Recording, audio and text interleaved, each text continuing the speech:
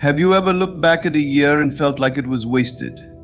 Maybe things didn't go as planned, or you faced unexpected struggles, and it felt like you were stuck in a cycle that never moved forward. But what if I told you that, even after all the challenges, your year isn't wasted? That the difficulties you faced are not setbacks, but a prelude to something greater? This video is for those who have gone through trials, endured the unknown, and wonder if there's hope for recovery.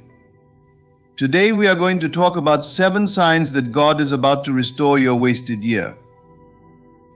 God doesn't work in the way we expect or within the timelines we set for ourselves. He is working behind the scenes even when we can't see it. Restoration isn't just about turning back time, it's about redeeming what's been lost and positioning you for something better than you imagined. This is not about waiting for things to happen, it's about recognizing the signs and stepping into the truth of what is already on its way. Let's dive into these 7 signs and unlock the powerful transformation God is about to bring into your life. You're standing in the midst of a storm. Everything around you feels like chaos. Your dreams, your hopes, even your plans seem shattered. But deep within you, there's a quiet stirring. It's a knowing, not a belief, but a deep certainty that the storm will pass, and what follows will be greater than what came before. For the longest time, you may have felt as though the year slipped away, like you missed out on opportunities and your life is stuck in neutral. But here's the truth: nothing is ever truly wasted in the divine plan. What may appear to be wasted time is often preparation for something far greater than you can imagine. You see, God works in ways that transcend our understanding of time. While we're caught up in the ticking of the clock, He is orchestrating a much grander masterpiece. And right now there are signs all around you that God is about to restore what was once lost. Maybe you've been struggling in your career, your relationships, or your spiritual walk. Maybe the past year feels like it was marked by frustration and unmet expectations. But what if this is the moment when everything begins to shift? What if the things you thought were wasted were actually the building blocks of your future? I want you to stay with me for a moment longer, because what I'm about to share could change your perspective forever. You're about to see that the struggles you faced, the setbacks and the hardships were not in vain. They were part of a divine preparation, and what's coming next is something far greater than you could have ever imagined. The signs are everywhere, you just need to be able to see them. Are you ready to discover these signs? Are you ready to understand the hidden messages that have been placed before you? Let's look at the 7 signs that God is about to restore what you thought was a wasted year. You've likely experienced the feeling that something is shifting within you, a desire for change that you can't quite explain but can't ignore either. It's as if the life you've been living is no longer enough, as though your soul is calling for something more, something better. This yearning can be unsettling, even confusing at times, because it feels like a disruption in your current reality. But what if this growing desire for change isn't random? What if it's not just a fleeting thought, but a divine sign that God is preparing you for something greater? Often when people find themselves feeling stuck, they question why their circumstances seem so difficult. But a deep internal desire for change is not just about dissatisfaction, it's a sign of transformation in the making. This desire may have been building for weeks, months, or even years. You might have been living in the same routine, experiencing the same struggles, yet something inside of you began to stir. It started as a thought, maybe a whisper, something small like there has to be more to life than this. And then it began to grow louder. Soon you can't ignore it anymore. It's a craving for a better life, for something deeper and more meaningful. What you're experiencing is a divine push, a subtle yet powerful call to move beyond your current situation. This desire for change is the first sign that God is preparing you for restoration. He is placing within you the urge to move forward, to reach beyond the limits that you've placed on yourself, and to break free from the patterns that have kept you stagnant. The desire isn't there to frustrate you, it's there to inspire you to take the next step into the life you've been created for. As you begin to notice this inner urge, you may feel fear or uncertainty. After all, change can be intimidating. The familiar comfort of your current circumstances, even if they're not ideal, can feel safe compared to the unknown. But this desire for change is an invitation to trust that God is leading you to something far better. It's as if He's softly nudging you forward, encouraging you to step out of your comfort zone, to leave behind the limitations of your past, and to embrace a future full of possibility. Perhaps up until now you've been held back by past disappointments, failures, or heartbreaks. These past events may have left you feeling stuck, as if the years have slipped away without much to show for them. But when you begin to feel that increasing desire for change, it's a sign that you're no longer bound by the past. God is preparing you to let go of old wounds, old habits, and even old relationships that no longer serve you.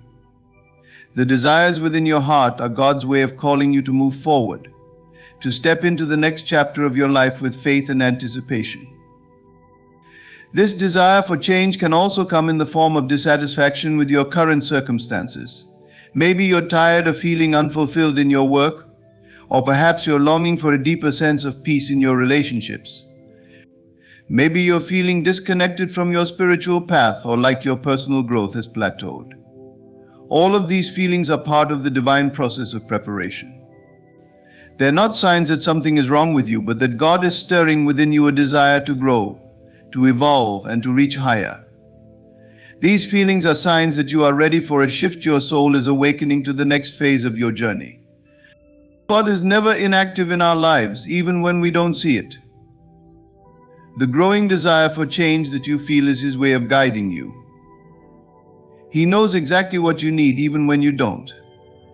This desire isn't random, it's intentional. It's God calling you to step into a life that's more aligned with your purpose, a life that reflects your true potential. You may not have all the answers now, but trust that this deep desire for change is the beginning of something new. It's a signal that God is about to restore what you thought was wasted time, and He's preparing you to walk into a season of fulfillment and abundance. As you honor this inner calling and allow it to guide you, be assured that the change you seek is already on its way. It might not come in the way you expect, and it might require you to step into the unknown, but remember that God is leading you. He is restoring what has been lost, and through this desire for change, He is preparing you to embrace the abundant life He has already planned for you.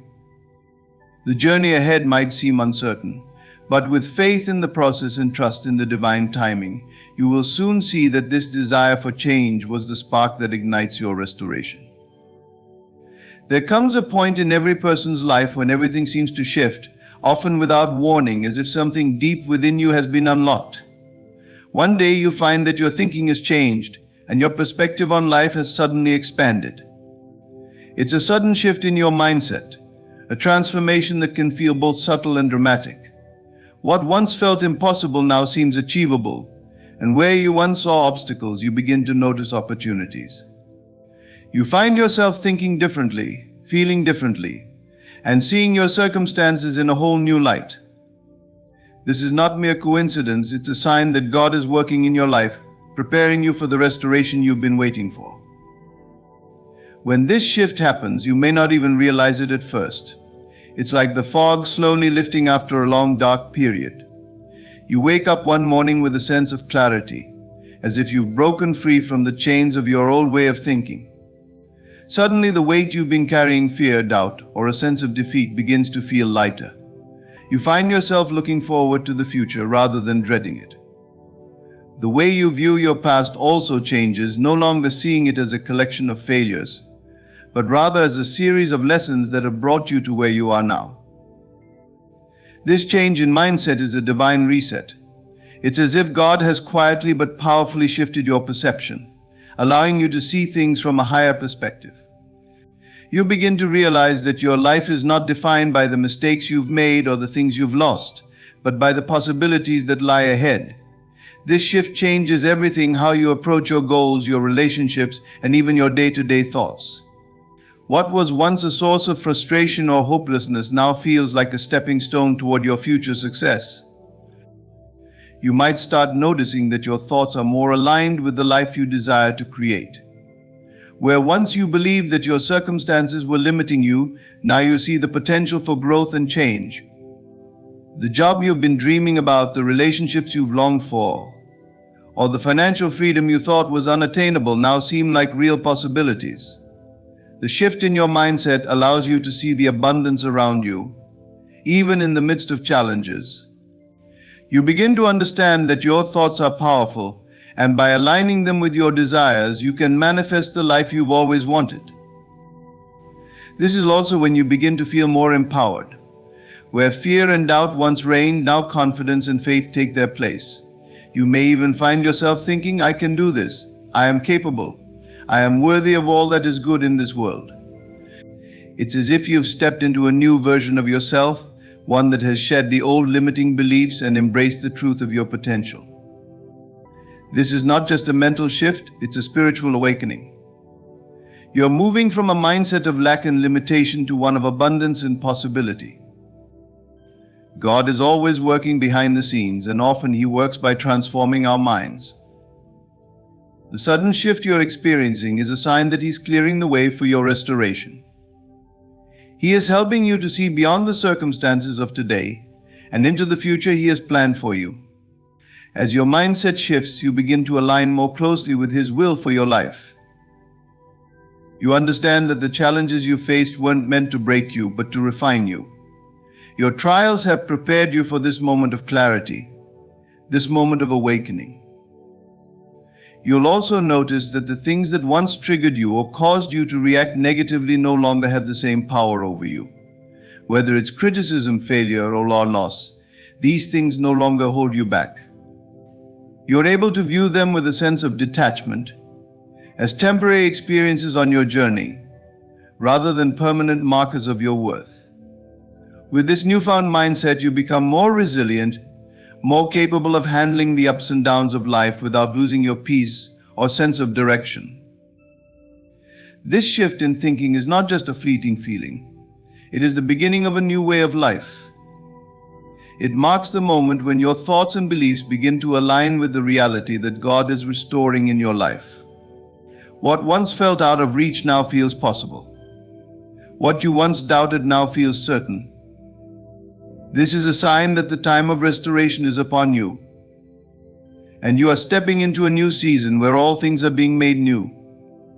As you navigate through life, there comes a time when struggles seem to surround you from every direction. Life may not be going according to plan, and the weight of adversity can feel overwhelming. But amid these struggles, there is a profound shift that can occur. You begin to see opportunities where once you only saw obstacles. This shift is not something you can always control, yet it is often the first sign that restoration is about to unfold in your life.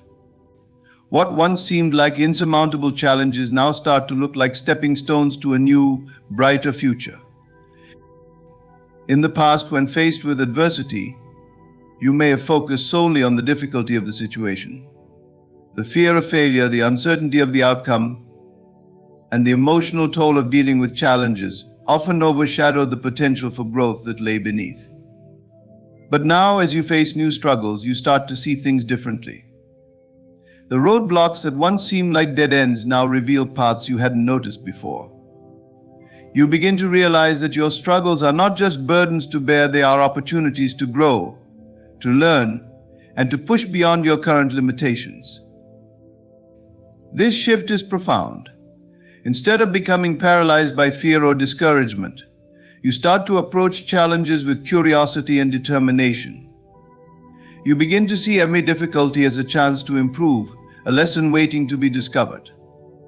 Whether it's a financial setback, a job loss, a personal conflict, or even a health issue, you now have the perspective to see the potential hidden within the struggle. This is the beginning of God's restoration in your life. He is opening your eyes to the possibilities that are often hidden behind the veil of hardship. With this new perspective, you may begin to notice how your struggles are aligning with your purpose. The experiences that once seemed like random misfortunes now seem to be part of a greater plan. Perhaps a job loss leads to a new opportunity that better suits your skills and passions. A failed relationship might teach you valuable lessons about self-love and boundaries, preparing you for a healthier partnership in the future. Even health challenges may push you to take better care of yourself and discover new ways to improve your overall well-being. What once felt like a series of unfortunate events now begins to feel like a series of divine interventions guiding you to a higher purpose. As you begin to see opportunities in the midst of struggles, you also start to attract new possibilities into your life. Your mindset becomes magnetic, drawing in the right people, the right circumstances, and the right experiences that support your growth. It's as if the universe is conspiring to align with your new way of thinking, and God is opening doors that were once closed. You begin to see that the struggles of your past were not wasted years, but were in fact preparing you for the abundant life that lies ahead. As you journey through life, there comes a time when your faith is tested in ways you never anticipated. These moments of testing often come when you least expect them, when everything seems to be falling apart, and you are left with nothing but uncertainty. But it is in these moments of trial and struggle that your faith begins to grow in ways it never could have before. It is as if you are being refined through the fire, being shaped into the person you were always meant to be, but in ways that demand your full trust and belief in something greater than yourself. When faith is tested, it often feels as if the ground beneath you is shaking. Things you once held onto firmly, your plans, your comfort, your understanding, begin to slip away. You are asked to trust in the unseen, to have faith in something beyond the immediate circumstances. It is a place of surrender, where you are no longer in control of the outcome, and the future feels uncertain. But this is exactly where growth happens. It is in these moments of vulnerability that your faith is stretched, tested, and ultimately strengthened. This testing can come in many forms. Perhaps it's a sudden loss, whether it be a loved one, a job, or a relationship that leaves you questioning everything. Or maybe it's a financial struggle that seems endless, a period where you wonder how you'll ever make it through. There are times when it feels as if the odds are stacked against you, and your faith is all that you have left. But even in these moments of doubt and fear, there is a deeper work being done within you. When your faith is tested, it forces you to confront your deepest beliefs and your true reliance on God.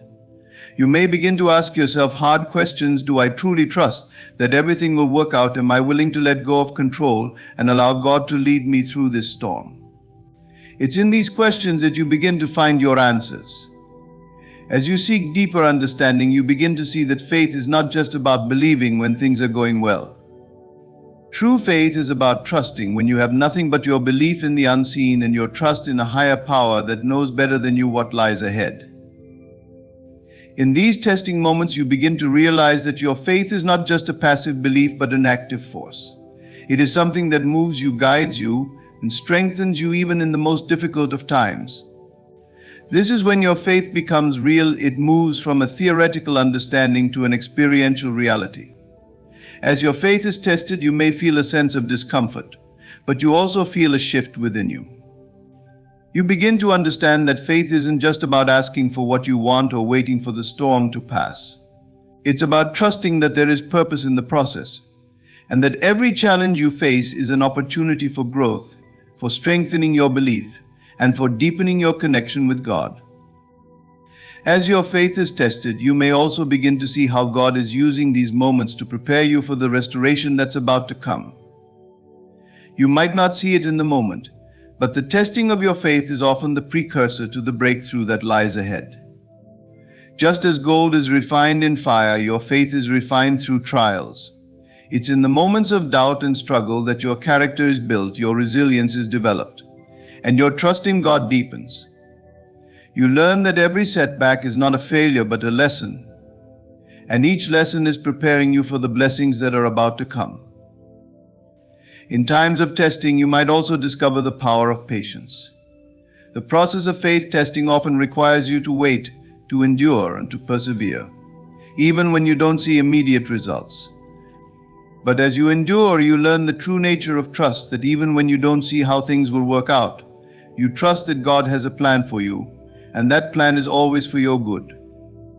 You begin to realize that the waiting period is not wasted time, but time spent strengthening your faith, building your endurance, and preparing for the restoration that is about to unfold. Through it all, your faith becomes stronger. You move from simply believing to truly knowing that God is with you, even in the darkest moments. You start to see that every trial is not an obstacle, but an opportunity for your faith to grow. And as your faith grows, you become more aligned with the truth that God is always working on your behalf, even when you cannot see it. The testing of your faith is not something to fear, but something to embrace, for it is in these moments that you are being prepared for the amazing restoration that is coming your way. In the midst of external chaos, there is a peace that transcends all understanding. It is a quiet calm that arises from within, a stillness that no external circumstance can disrupt. Life has a way of throwing storms your way, testing your limits, and challenging your sense of stability. The world around you may be filled with noise, confusion, and unrest. But there is a deep inner peace that you begin to experience when you allow your heart to trust in something greater than the external conditions. This peace is not fleeting or circumstantial. It is the peace that surpasses all understanding, anchored in the faith that everything is unfolding as it should, even when the outer world appears chaotic. As you face struggles, uncertainties, and moments of trial, you might find that despite the external noise, there is a stillness within you that cannot be shaken. It is as if the more chaos surrounds you, the more you are drawn into the quietness of your soul. This deep inner peace is a sign that something powerful is at work in your life. It is a sign that you are being prepared for the restoration that is about to come. While the world may be spinning with uncertainty, you stand firm, rooted in a place of calm and trust. This inner peace does not mean the absence of challenges or struggles. On the contrary, it often emerges in the face of great adversity. It is in those moments when the world seems to be unraveling that you discover a sense of peace that has nothing to do with your circumstances. It is as though, in the midst of it all, you realize that you are not bound by what happens around you. You are grounded in a deeper truth, one that assures you that no matter how loud the storm becomes, you are anchored in something unshakable. What's remarkable about this peace is that it cannot be created by external circumstances. You can't force it or manufacture it through your own efforts. It is a gift that comes when you allow yourself to surrender to the present moment, trusting that the universe, or God, is in control. You might find that you no longer feel the need to control every situation or worry about every detail of your life. Instead, you trust that things are unfolding as they should, even when you cannot see the full picture. You realize that everything, even the chaotic moments, is working together for your highest good. This inner peace also teaches you the value of letting go. When the world is in turmoil, it is easy to become swept up in the anxiety and fear that surrounds you. But as you begin to experience this deep peace, you understand that there is no benefit in clinging to control or trying to change things that are beyond your influence. You learn to release the need for certainty and instead lean into the trust that everything will be okay. This act of surrender is liberating, and it is in that freedom that peace is found. You also begin to realize that this peace is a reflection of your trust in a divine plan. The more you trust in the unseen, the more you experience peace in the midst of adversity. When you let go of your need for control and trust that there is a higher purpose to everything, you start to see that your trials are not obstacles, but opportunities for growth. You start to recognize that each challenge is a stepping stone toward the restoration that is unfolding in your life. Even when things look uncertain, you trust that there is something greater at work, and that knowledge allows you to remain calm amidst the storm. As you continue to embrace this inner peace, you become more resilient to the chaos around you. The storms of life may still come, but they no longer have the power to rattle you in the way they once did. Your peace becomes a shield, protecting you from the anxiety and stress that the world tries to impose on you. You learn to navigate life with a sense of calm, knowing that no matter what happens, you are held, supported, and guided by a higher power. This inner peace also radiates outwards, influencing the people and situations around you. When you are calm and centered, you become a source of peace for others. Your presence becomes a reminder that no matter how loud the world gets, there is always a place of stillness within. In this peace, you are restored, and you are able to restore others. The more you cultivate this peace within yourself, the more you create space for it to expand into every area of your life. In the face of outer chaos, your deep inner peace is a clear sign that God is at work in your life, preparing you for something greater. It is a sign that the restoration of your wasted years is underway, and that peace is one of the first fruits of that divine restoration. As you hold on to this peace, you are not only transforming your own life, but you are becoming a beacon of hope and calm for the world around you. As you go through life, there comes a time when new people begin to enter your life, people who seem to show up just when you need them most. These new connections, whether they are friendships, romantic relationships, or professional acquaintances, carry with them the potential for growth, healing, and transformation. At first, these encounters might feel coincidental, but as you reflect on them, you begin to realize that they are part of a divine plan, a carefully orchestrated unfolding meant to guide you toward your next chapter. What makes these new relationships so significant is that they often show up during periods of transition. Perhaps you are emerging from a time of personal struggle, and these people arrive to help guide you into the next phase of your journey. Or maybe you've been seeking a deeper connection with others, and the universe is answering that desire by bringing the right individuals into your life. These people come not by accident, but because they are meant to play a role in your growth and your restoration. New relationships can feel like a breath of fresh air. They provide you with perspectives, experiences, and opportunities that you may not have encountered before. These new people may challenge your beliefs, push you to grow in ways you didn't expect, and open doors that lead to paths you hadn't considered. They introduce you to new ideas, new environments, and new ways of thinking that broaden your understanding of the world.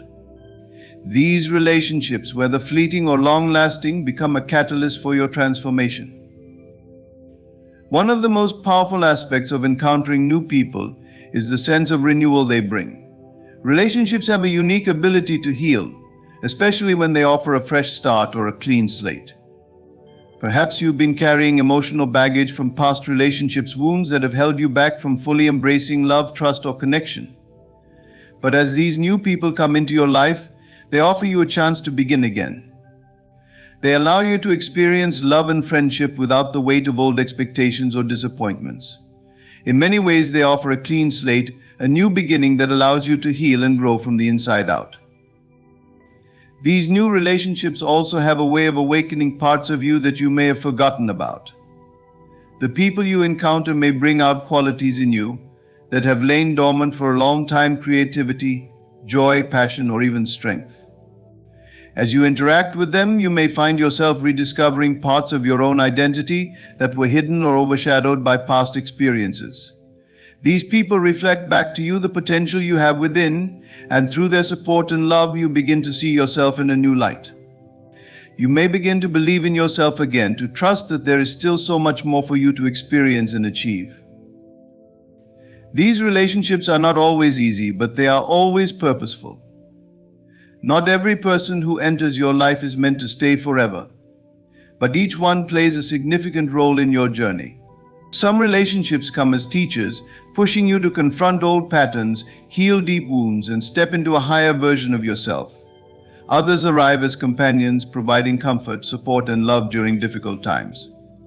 Some may offer opportunities for growth, pushing you out of your comfort zone, while others provide stability, grounding you when life feels uncertain. The beauty of new relationships is that they allow you to be seen for who you truly are. In these fresh connections, there is no past judgment or history. You are not defined by your mistakes, your failures, or your past struggles. You are given the space to show up as your authentic self, free from the constraints of previous relationships or identities.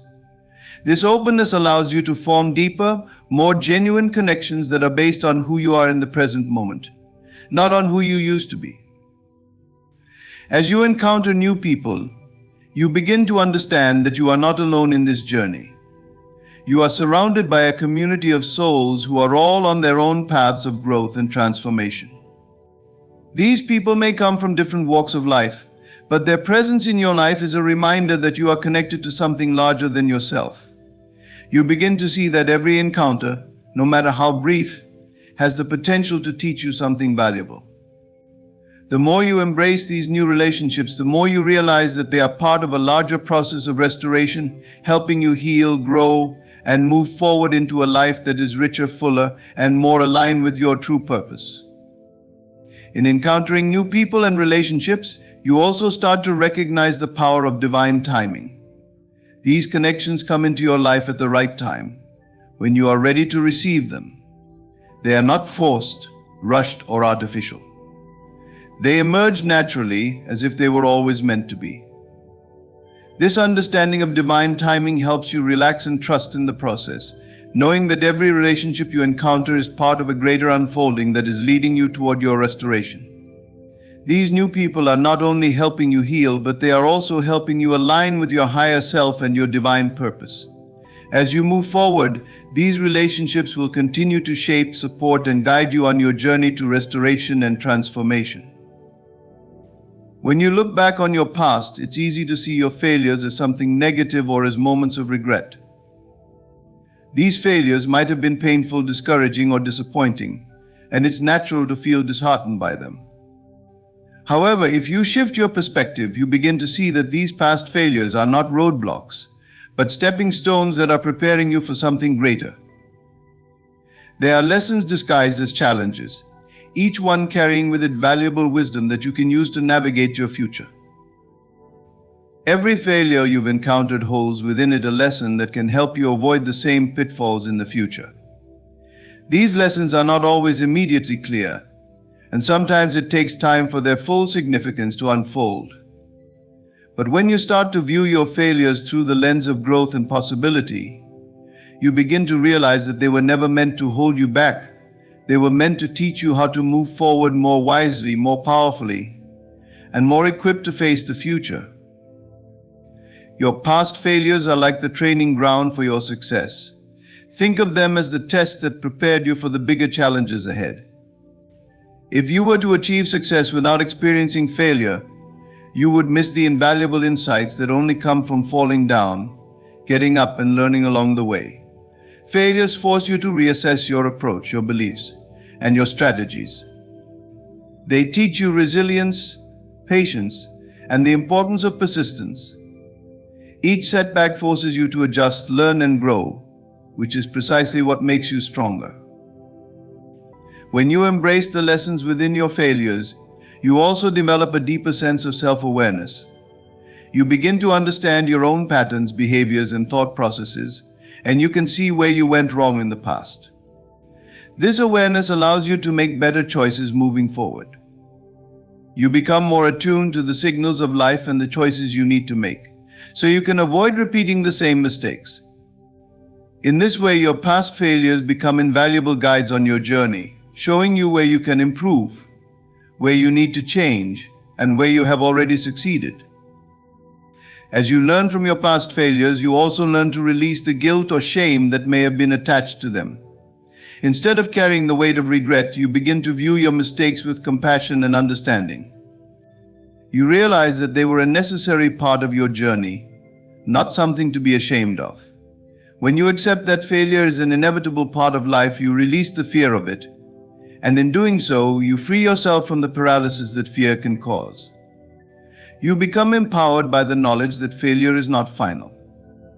It is simply a part of the process, a lesson that brings you closer to your ultimate goal. What's truly transformative is the shift in mindset that occurs when you see your past failures as lessons for the future. You start to approach life differently. Rather than fearing failure, you embrace it as a tool for growth. You take risks, try new things, and push yourself beyond your comfort zone, knowing that if you stumble along the way, you will learn something valuable.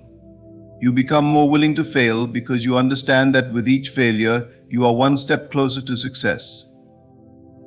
As you gain wisdom from your past, you begin to develop an unshakable faith in your ability to overcome obstacles. You no longer see setbacks as signs of your incompetence or inadequacy. Instead, you see them as opportunities to refine your skills, deepen your character, and gain clarity. This faith in your ability to learn from the past enables you to approach future challenges with confidence and poise. You no longer fear the unknown because you know that no matter what happens, you will emerge wiser and more capable. Your past failures also provide you with a unique perspective that can benefit others. As you share your journey with others, you are able to offer guidance and insight based on the lessons you've learned through your own struggles.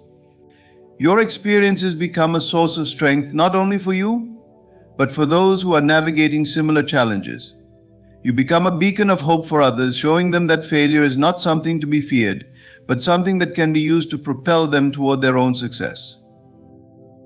Your past failures are not a sign of defeat, but a testament to your perseverance, growth, and resilience.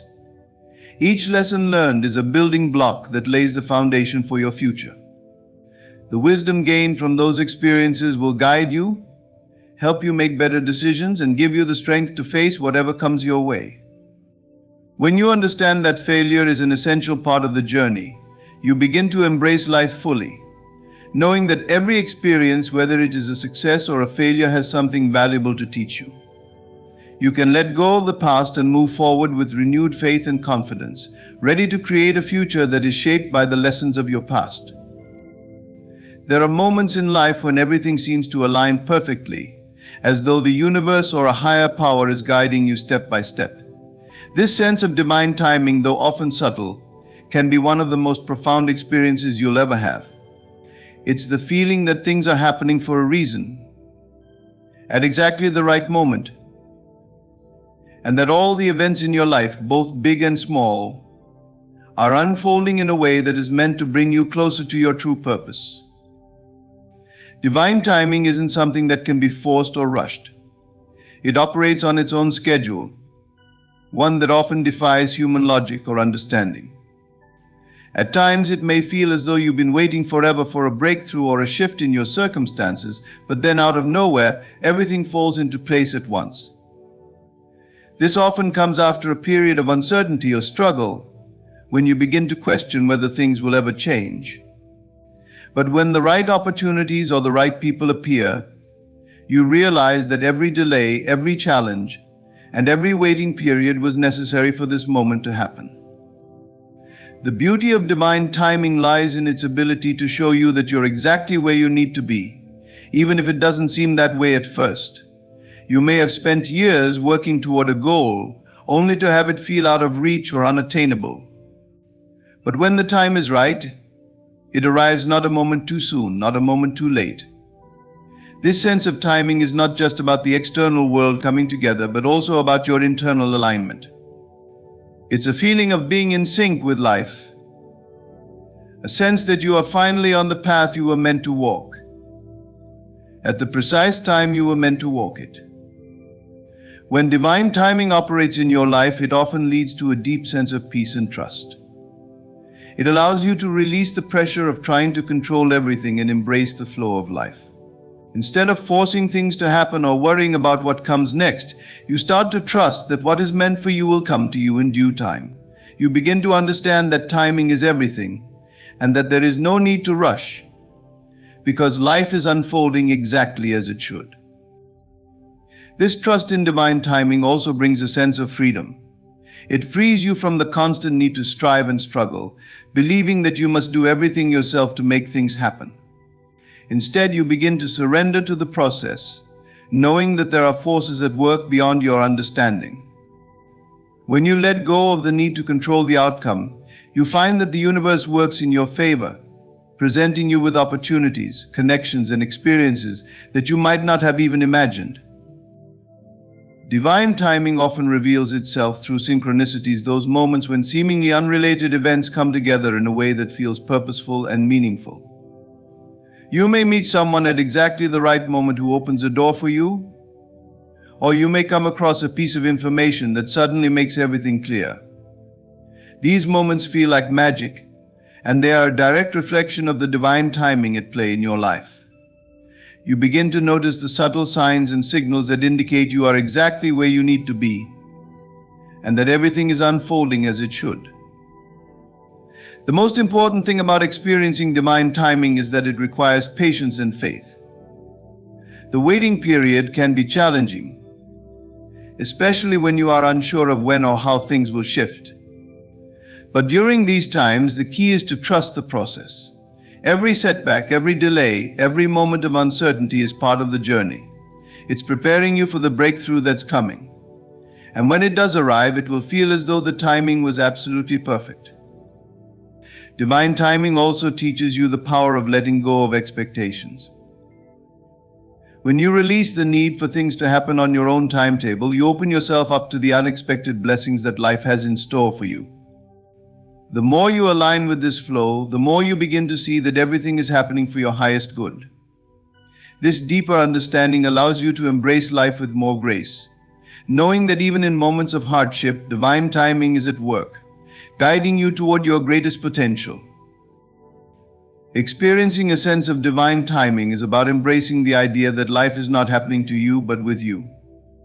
It's about recognizing that every moment, every encounter, and every experience is part of a much larger tapestry that is being woven with care and intention. When you begin to understand and trust this, you stop feeling rushed. Stop feeling like you're missing out, and start appreciating the perfect timing of the universe in all aspects of your life. You realize that you are never late, that you are always exactly where you need to be, and that every moment is leading you to the next great chapter of your journey. As we reflect on these signs, we come to understand that the restoration of your wasted year isn't just about the passing of time, it's about the transformative power of divine timing, faith, and personal growth. Each of the 7 signs we've explored reveals the incredible journey you're on, a journey that's guided by a higher power and infused with lessons, opportunities, and growth. Whether it's the increasing desire for change, the shift in mindset, or the newfound peace amidst chaos, every experience is aligning you with the life you've been destined to lead. It's not about how long things take or the struggles you face along the way. It's about trusting the process, embracing the lessons, and knowing that everything is happening for a reason. The restoration of your year is a reminder that the universe works in its own time, and that everything you've been through has prepared you for the abundant blessings ahead. I want to thank you for being here today, for taking the time to reflect, and for opening your heart to the message of restoration and divine timing. May this moment mark the beginning of a new chapter in your life, where everything falls into place, and you step into the fullness of your purpose. Trust that your time is now, and what is meant for you will never pass you by. Thank you.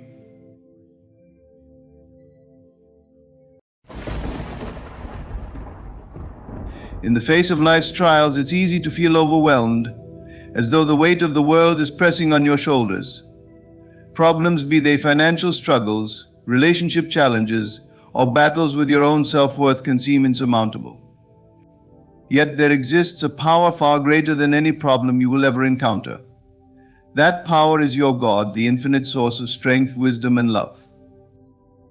Today I want to remind you of this simple truth: your problems may look big, but they are nothing compared to the boundless power of God. When you truly grasp this, when you believe it, and when you act upon it, mountains move and obstacles crumble. Together, let us journey into this profound realization and awaken the divine potential already within you. Imagine for a moment standing in the middle of a vast desert. The scorching sun beats down relentlessly. You are thirsty, lost, and surrounded by endless dunes of sand. The longer you stand there, the more hopeless it feels.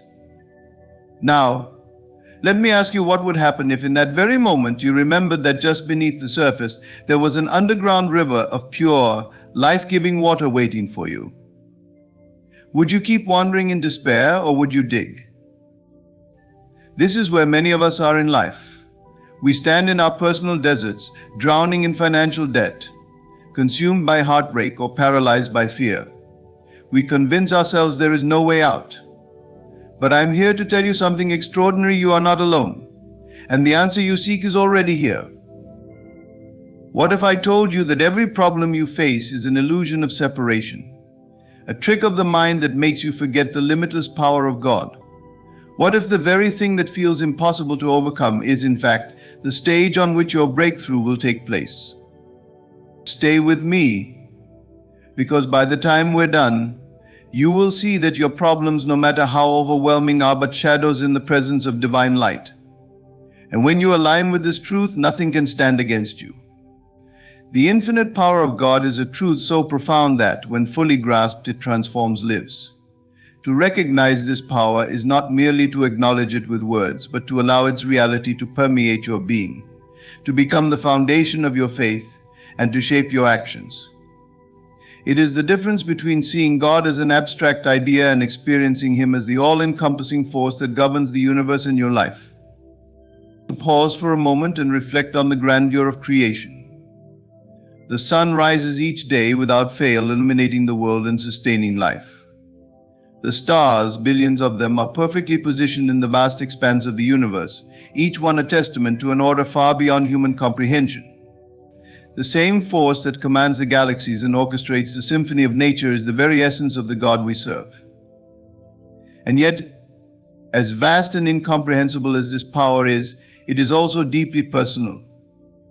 Intimately aware of every thought, every struggle, and every longing within you. To recognize God's infinite power, you must first confront your limitations. How often do we attempt to navigate life with our finite understanding, leaning on our own strength to solve problems that overwhelm us? When faced with challenges, we default to worry, anxiety, and doubt, as though the weight of the world rests solely on our shoulders. But consider this: the very fact that you feel burdened is evidence that you are attempting to carry what was never yours to bear. God's power is not distant or inaccessible, it is here, now waiting for you to release your grip and trust in Him completely. This recognition begins with a shift in perspective. Problems appear insurmountable when viewed through the lens of human limitation. A mountain may seem unmovable when you stand at its base, but from the perspective of the heavens, it is but a speck. Your trials, no matter how colossal they seem, are minuscule in the presence of God. He is not bound by the constraints of time, space, or circumstance. What seems impossible to you is already accomplished in His divine will. To recognize this is to unlock the door to miracles. Faith is the bridge to this recognition. Faith is not blind optimism or wishful thinking. It is a deep, unshakable knowing that God's power is real and at work in your life. It is the conviction that even when you cannot see the outcome, God is already orchestrating the solution. When you recognize His power, fear loses its grip. Anxiety dissipates, and a quiet confidence takes its place. You begin to move, speak, and live as though the problem has already been resolved, not because of your ability, but because of His. One of the most profound ways to recognize God's power is through gratitude. Gratitude acknowledges what God has already done and opens your heart to receive more of His blessings. When you look back on your life, you will find countless instances where His power carried you through. Perhaps it was a financial breakthrough when you were at your lowest, a relationship mended against all odds, or an inner strength that rose within you during a season of despair. These are not coincidences, they are reminders of His faithfulness and omnipotence. To truly recognize God's power, you must also silence the voices of doubt. Doubt is the enemy of faith, a whisper that says, "What if God doesn't come through?" But ask yourself this: has He ever failed you? The very breath in your lungs is evidence of His sustaining power. The same God who breathed life into you, who formed you with purpose and precision, is the God who promises to be your refuge and strength. He does not abandon, He does not falter. His power is unchanging, eternal, and unmatched. When you recognize God's power, you also begin to see your problems differently. They are no longer obstacles, but opportunities for God to demonstrate His greatness. The same God who parted the Red Sea, who calmed the storm with a word, and who brought the dead to life is the God who is at work in your situation. Do you believe that? Truly believe it? Because when you do, fear gives way to faith, and despair turns into hope. Prayer is a powerful tool in recognizing God's power. Prayer is not just asking for what you need, it is a declaration of who God is. When you pray, you align yourself with His infinite power. You are not informing God of your problems, He already knows. Prayer is your way of saying, I trust you, I believe in your power. I surrender my worries to you. It is in this surrender that His power becomes evident. Not because it wasn't there before, but because you have made room for it to manifest in your life. Recognizing God's power requires action. Faith without works is dead, and belief without action is incomplete. When you truly believe in God's infinite power, you will act in alignment with that belief. You will step forward even when the path is unclear, trusting that He will guide your steps. You will speak words of faith, even when doubt tries to creep in. You will approach your problems not with a spirit of fear, but with the confidence that the God of the universe is fighting on your behalf. Remember, this God's power is not a distant concept or an abstract idea. It is real, present, and available to you. It is bigger than any problem, stronger than any storm, and more enduring than any trial. To recognize it is to live in freedom, knowing that you are not alone, and that victory is already yours. Open your heart to this truth, and you will see His power at work in ways that exceed your wildest expectations. Your perspective shapes your reality. The way you view your problems determines how you respond to them, and how you respond ultimately defines the outcome. When life confronts you with challenges, it is natural to feel trapped, as though there is no way out. But what if the very key to overcoming those challenges lies not in changing the situation, but in shifting the way you see it? Perspective is the lens through which you interpret the world. And when you align that lens with the truth of God's infinite power, what once seemed impossible becomes entirely achievable. Imagine standing before a towering mountain. From where you stand, it seems immovable, its vastness overwhelming. But what happens when you change your perspective? When you ascend to the skies and look down, that same mountain becomes a small part of a much larger landscape. It loses its power to intimidate you because you see it differently. The mountain is not changed, but your perspective has transformed, and with it, your approach to climbing it. The problems you face in life are no different. They loom large when viewed through the lens of fear and limitation. They seem insurmountable when your focus is on your lack of resources, strength, or answers. But the moment you shift your perspective, something miraculous happens. You begin to see your challenges not as barriers, but as stepping stones. You realize that every difficulty carries within it the seed of growth, the potential for transformation, and an opportunity for God's power to be revealed. To shift your perspective, you must first recognize the limitations of your current view. Many of us are conditioned to see life through the narrow lens of human logic and past experiences. We measure possibilities by what we have seen or done before, and in doing so, we place unnecessary limits on what can happen. But God's perspective is limitless. He sees the end from the beginning. He knows the purpose behind every trial and the victory that lies beyond it. When you choose to see through His eyes, you begin to perceive the fullness of possibilities, even in the face of adversity. Faith is the catalyst for this shift. Faith allows you to see beyond the visible, to trust in what you cannot yet grasp with your senses. It invites you to step outside the confines of fear and embrace a perspective rooted in hope and assurance. When you face a problem, faith whispers, "This is not the end, this is the beginning of something greater." It reminds you that what looks like a setback is often a setup for a breakthrough. Faith shifts your focus from the problem to the God who is infinitely greater than it. One of the most powerful shifts in perspective you can make is to see your problems as opportunities. This is not about denying the difficulty or pretending everything is fine. It is about recognizing that every challenge has the potential to teach, refine, and elevate you. When you view your struggles as opportunities for growth, you move from a place of victimhood to a place of empowerment. You stop asking, "Why is this happening to me?" and start asking, "What can I learn from this? How can this make me stronger?" Gratitude is another key to shifting your perspective. When you focus on what you have rather than what you lack, your entire outlook changes. Gratitude opens your eyes to the blessings that are already present, even in the midst of hardship. It shifts your attention from the size of the problem to the abundance of God's provision. When you cultivate a spirit of gratitude, you begin to see how God has been faithful in the past, and this strengthens your faith for the present and future. Prayer is also a powerful tool for perspective transformation.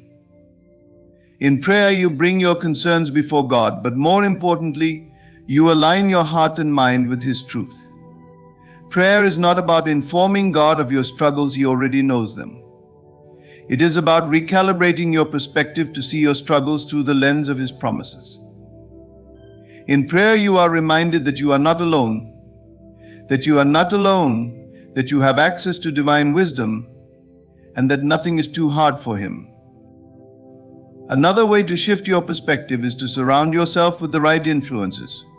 The voices you listen to and the company you keep have a profound impact on how you see your life. Choose to fill your mind with words of encouragement, faith, and truth. Seek out those who uplift and inspire you rather than those who reinforce negativity. When you surround yourself with people and resources that align with God's perspective, your own perspective begins to change. Action is the final piece of the puzzle. Shifting your perspective is not a passive process, it requires intentionality. Take steps to align your thoughts, words, and actions with the new perspective you are cultivating. If you believe that God is greater than your problem, act as though that is true. Speak words of faith, even when doubt tries to creep in.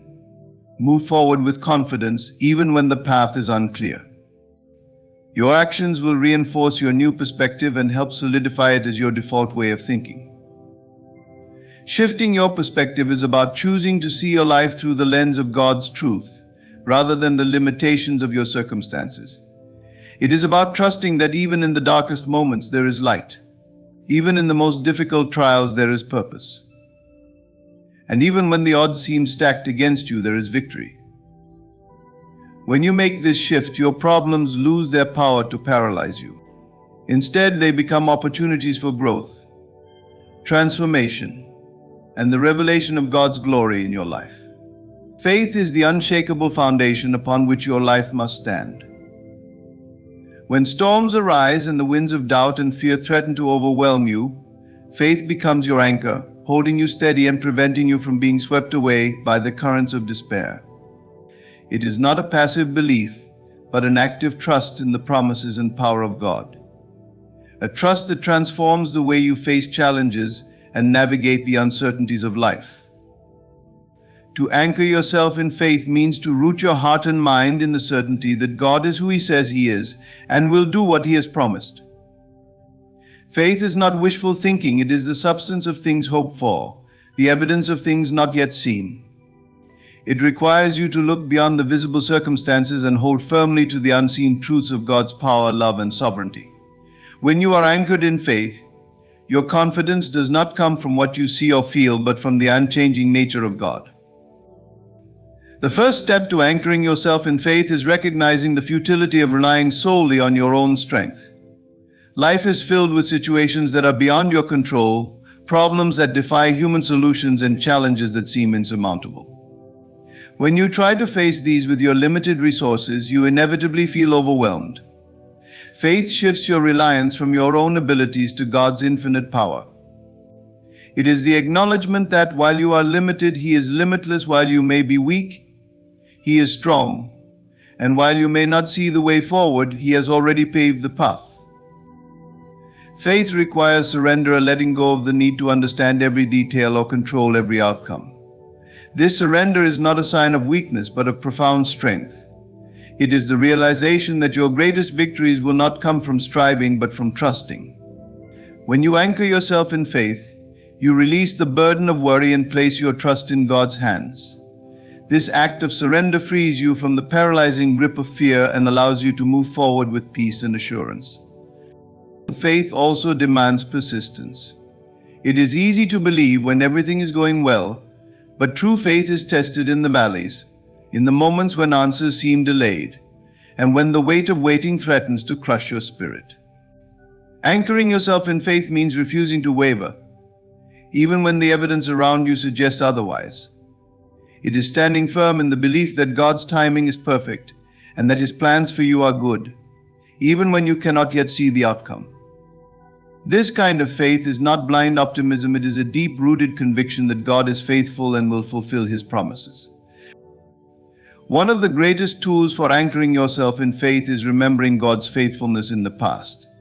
Reflect on the times when He came through for you, the moments when what seemed impossible became reality because of His intervention. These memories are like anchors themselves, grounding you in the truth that if He was faithful then, He will be faithful now. By looking back on His track record, you reinforce your confidence in His unchanging nature. Faith grows stronger when you speak and declare it. Words have power, and when you choose to speak words of faith rather than fear, you align your heart and mind with God's promises. Even in the face of doubt, declare His truth. I am not alone, God is with me. This situation is not too big for Him. He is my provider, my protector, and my guide. These affirmations are not just for comfort, they are acts of spiritual warfare, pushing back against the voices of doubt and fear that seek to shake your faith. Prayer is another anchor for your faith. Through prayer, you connect directly with the source of your strength, laying your concerns at His feet and inviting His presence into your situation. Prayer is not merely a request for help, it is an act of trust, a declaration that you believe He hears you and will respond. In prayer, you exchange your anxiety for His peace, your uncertainty for His assurance. Every time you pray, you tighten your grip on the anchor of faith, reminding yourself that you are not alone in your struggles. Surrounding yourself with people of faith is equally important. When you are anchored in faith, it helps to be in the company of those who share your belief and can encourage you when your strength wavers. Their testimonies of God's goodness can inspire you to keep believing, and their prayers can uplift you in times of need. Faith is contagious, and being part of a community that trusts in God reinforces your own faith and provides support when you feel weak. Faith also calls you to act. Being anchored in faith does not mean passively waiting for everything to change. It means stepping out, even when the path is unclear, because you trust that God will guide your steps. Faith without action is incomplete. When you move forward in faith, even with uncertainty, you demonstrate your trust in God's provision and open the door for Him to work through your obedience. Anchoring yourself in faith is about perspective. It is choosing to see your problems through the lens of God's power rather than your limitations. It is recognizing that no matter how fierce the storm, the one who calms the seas is with you. When you anchor yourself in faith, you are unshakable. The winds may blow and the waves may rise, but you remain steadfast, knowing that your foundation is secure. God is greater than any challenge you face, and when you anchor yourself in faith, you stand rooted in that unassailable truth. Words have an undeniable power. They shape your thoughts, influence your actions, and set the tone for your life. What you speak over your problems has the ability to magnify them or diminish them, to bring life into your situation or to drain it away. When you speak life over your problems, you align yourself with the power of faith and the promises of God. You declare that your challenges are not the end of your story, but merely stepping stones to greater triumphs. The first step in speaking life over your problems is to recognize the authority of your words. Every word you utter carries weight, influencing your emotions, thoughts, and circumstances. When you speak words of defeat, doubt, or fear, you give power to those forces. But when you speak words of faith, hope, and victory, you invite solutions, strength, and divine intervention into your situation. Your words are seeds, and what you plant with your tongue will grow into the reality you experience.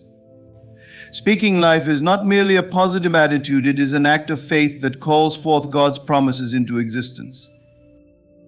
To speak life, you must first guard your tongue against negativity. It is easy to complain about your circumstances, to voice frustration or despair, especially when your problems seem overwhelming. However, Every time you dwell on the problem instead of the solution, you reinforce its grip on your life. Instead of saying, "This is impossible," declare, "All things are possible with God," instead of lamenting, "I am not enough," proclaim, "Through Him I am more than enough." This shift in language creates a shift in perspective and allows you to see opportunities where there once seemed to be only obstacles. Speaking life requires you to align your words with truth, not appearances. Faith does not deny the existence of problems, it denies them the final say. When you speak life over your problems, you acknowledge their presence but declare their defeat. You say, "This sickness may be in my body, but by His stripes I am healed," you affirm. "This financial challenge may be real, but my God shall supply all my needs according to His riches in glory."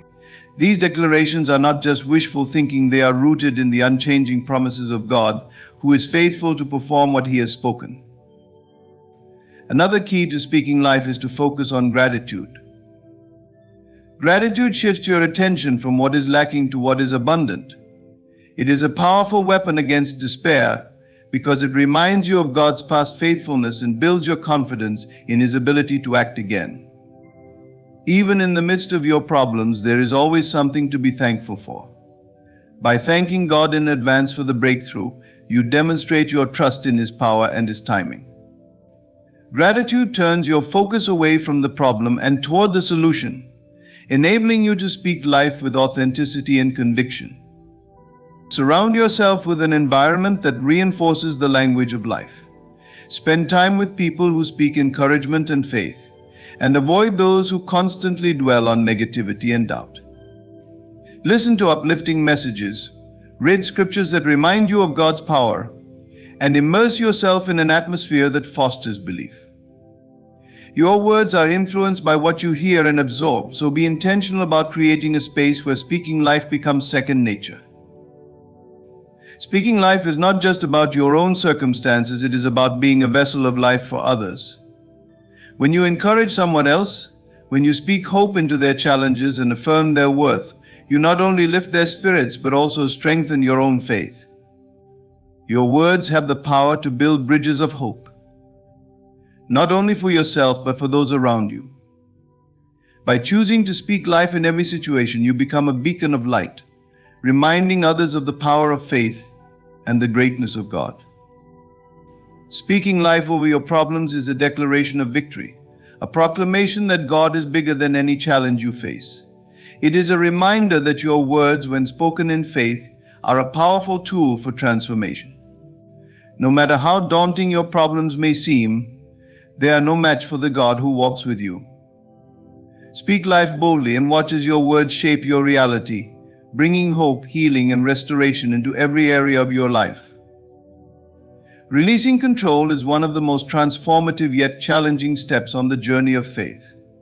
It requires surrendering the illusion that we are the masters of our destiny and instead trusting in a higher power that sees the entirety of our lives with perfect clarity. Control is a defense mechanism we often cling to, believing that by holding tightly to outcomes, we can protect ourselves from uncertainty and pain. But in truth, this need for control often creates more anxiety, frustration, and resistance than it resolves. Releasing control is not about giving up, it's about letting go of the struggle and trusting that God's plans are greater than our own. When you release control, you shift from striving to aligning. Striving implies a relentless effort to force things into place, to make life conform to your own limited understanding of what is best. Aligning, however, is a state of flow where your actions, thoughts, and intentions harmonize with the divine will. It's the realization that you don't need to have all the answers or foresee every step, because you are being guided by one who knows the end from the beginning. Letting go of control is an act of profound faith, affirming that God's wisdom and timing are perfect even when they don't align with your immediate desires. Letting go of control also means releasing the need to understand every detail. As humans, we crave clarity and explanations. We want to know why certain things happen, why prayers are delayed, or why doors remain closed. But God's ways are higher than our ways, and His thoughts are higher than our thoughts. When you release control, you embrace the mystery of divine timing and trust that even unanswered questions serve a purpose in the grand design of your life. It is in this space of surrender that you find peace, knowing that you don't need to have all the answers because you are held by the one who does. Releasing control allows you to rest. Control is exhausting, it drains your energy and robs you of joy. When you try to manage every detail of your life, you carry burdens you were never meant to bear. But when you release control, you place those burdens into God's hands, where they belong. This doesn't mean you stop taking action or being responsible, it means you stop carrying the weight of outcomes. You do what you can with what you have and trust God to handle the rest. This shift from striving to resting is liberating, freeing you to focus on the present moment rather than worrying about the future. Letting go also makes space for grace. When you hold tightly to your own plans, you can inadvertently block the blessings and opportunities God has prepared for you. Releasing control opens the door for His grace to flow freely into your life. It allows Him to work in ways that exceed your expectations, often bringing outcomes you could never have orchestrated on your own. Grace fills the gaps where your strength ends, reminding you that you are not alone in your journey. Releasing control is not a one-time decision, it is a daily practice. It requires vigilance to recognize when fear and doubt creep in, tempting you to take matters into your own hands. It requires humility to admit that your own efforts are limited and that you need divine intervention. And it requires trust, a deep, unwavering trust that God is for you, not against you, and that He is working all things together for your good. Each day as you release control, you grow in faith, becoming more attuned to His guidance and more resilient in the face of challenges. One of the most beautiful aspects of releasing control is the freedom it brings. When you let go of the need to manipulate outcomes, you free yourself from the chains of worry and anxiety. You become less attached to specific results and more open to the unfolding of God's plan. This freedom allows you to live with greater joy and gratitude, knowing that you are not responsible for carrying the weight of the world. Instead, you are free to experience life as it comes, trusting that every moment, whether joyful or difficult, is part of a larger purpose. Releasing control also deepens your relationship with God. It shifts your focus from what you can do to what He can do through you. It fosters a posture of humility and surrender, reminding you that your strength is found not in your own efforts but in His power. This intimacy with God grows as you continually place your trust in Him, leaning on His promises and seeking His guidance. It is in this place of surrender that you experience His presence most profoundly, feeling His peace and assurance even in the midst of uncertainty. Releasing control is an act of love. It is saying, God, I trust you more than I trust myself. I believe in your goodness, your faithfulness, and your power to lead me through every season of life. It is acknowledging that while you may not see the whole picture, you are part of a divine masterpiece created by a loving hand. When you release control, you step into the freedom, peace, and joy that come from knowing that God is in control and that His plans for you are far greater than anything you could imagine. Visualizing victory is a profound and transformative practice that bridges the gap between faith and manifestation. It is the act of seeing yourself already triumphant, already living in the fulfillment of your desires, and already walking in the reality of your breakthrough. This isn't wishful thinking, it's a spiritual discipline rooted in the belief that what you focus on becomes your reality. To visualize the victory is to plant seeds of faith in the soil of your imagination, allowing them to grow and manifest into your lived experience. It is an act of declaring, through thought and intention, that the promises of God are already yours. Your mind is a powerful tool, capable of shaping your reality in ways you may not fully understand. When you visualize victory, you activate the power of your imagination, which is the creative force through which God works in you.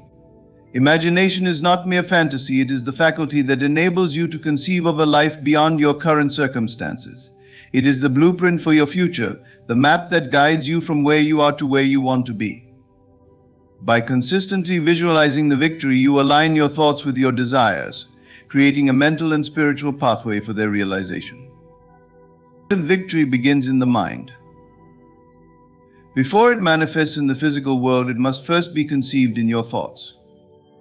When you visualize, you are not just imagining success, you are stepping into the feeling of already having achieved it. You see yourself as victorious, free, and abundant. You allow your mind to dwell on the end result rather than the obstacles. This is crucial because what you focus on expands. If you focus on problems, they grow in your perception. If you focus on victory, you expand your awareness of opportunities, solutions, and divine guidance.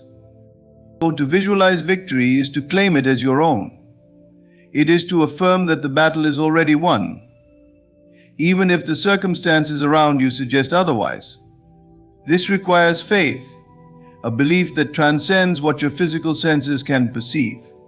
Faith enables you to see the unseen, to grasp the invisible truths that exist in the spiritual realm. When you visualize your victory, you are declaring it is done even before the evidence appears. This declaration aligns your thoughts, emotions, and actions with the reality you are calling forth. Visualization is not just about seeing, it's about feeling. It's not enough to picture your desired outcome, you must also immerse yourself in the emotions of having already achieved it. Feel the joy, peace, and gratitude of victory as if it has already come to pass. These emotions are powerful signals to the universe and to your subconscious mind, reinforcing your belief and drawing your desires closer to you. When you visualize with emotion, you create a resonance between your inner world and the outer reality you seek to manifest. One of the most transformative aspects of visualizing victory is the way it reshapes your mindset.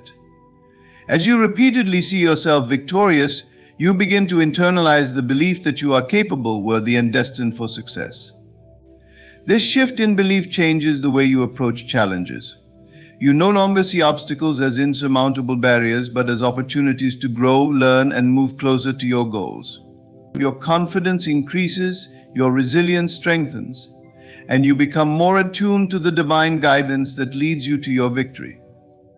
Visualization also helps you to stay focused. In a world filled with distractions and negativity, it is easy to lose sight of your goals. By consistently visualizing your victory, you keep your mind fixed on what truly matters. You train your thoughts to dwell on possibilities rather than limitations, on solutions rather than problems. This focus creates clarity, enabling you to make decisions and take actions that align with your desired outcome. It is a discipline that keeps you anchored in faith and purpose, even in the face of adversity.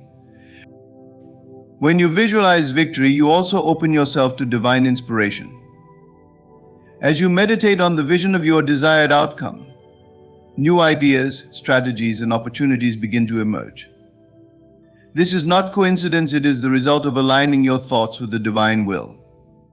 Your mind becomes a vessel through which God's wisdom flows, guiding you step by step toward your breakthrough.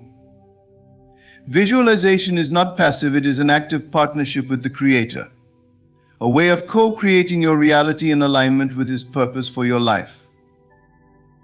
Consistency is key in visualization.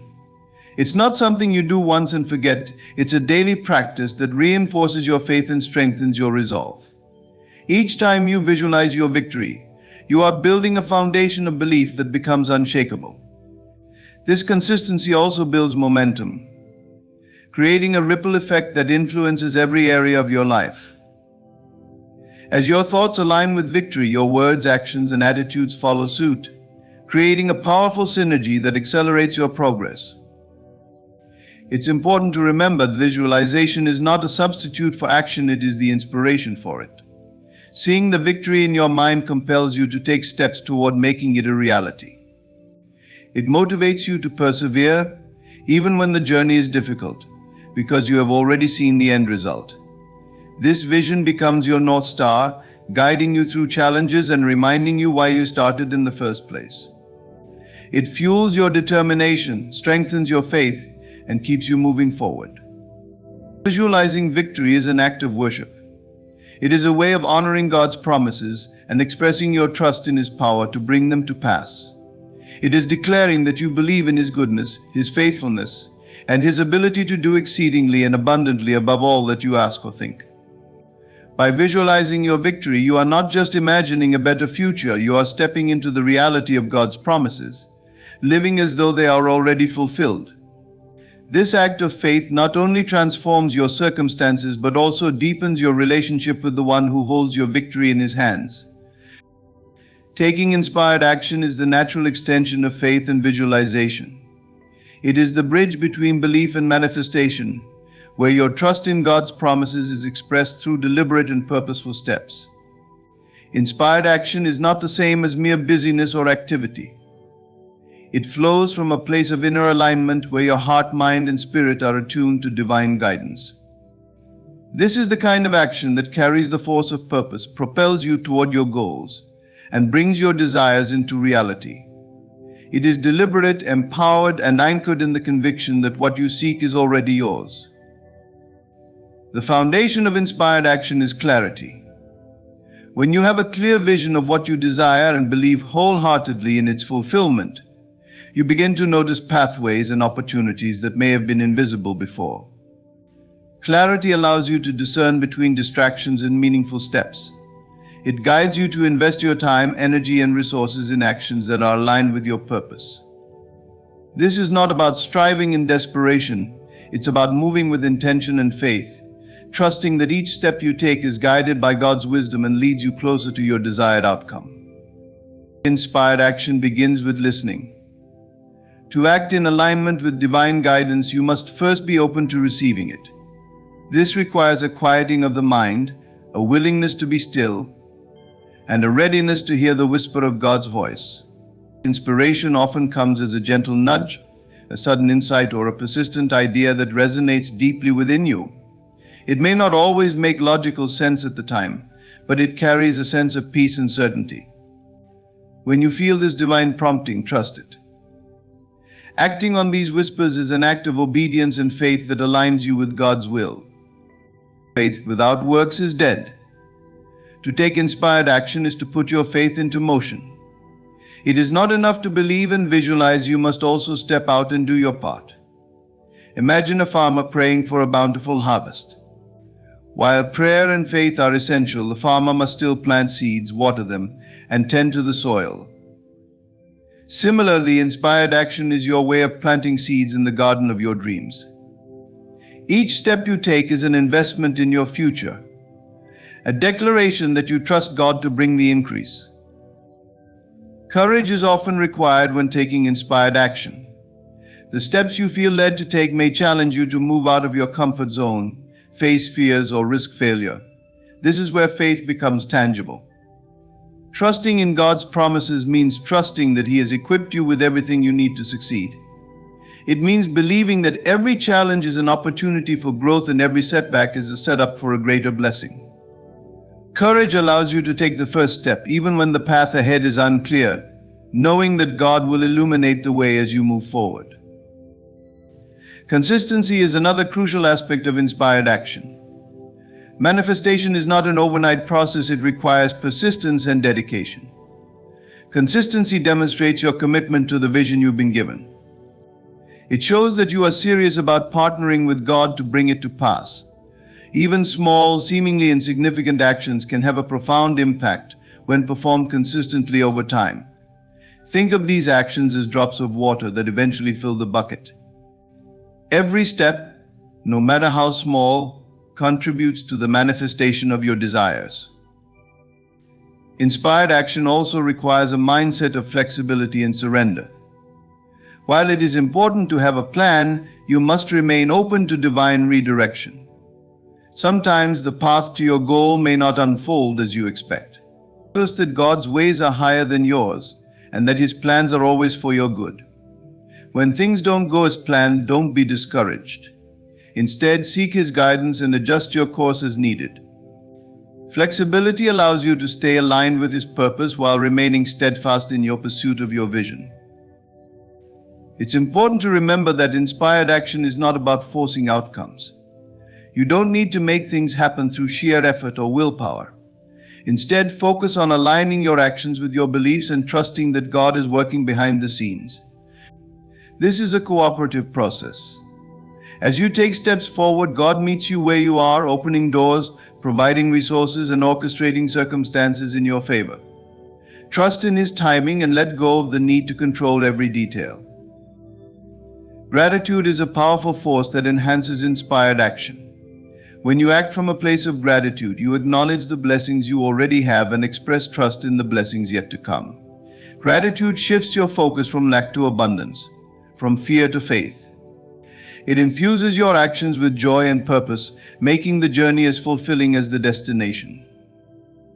As you take inspired steps, give thanks for every opportunity, every lesson, and every moment of progress.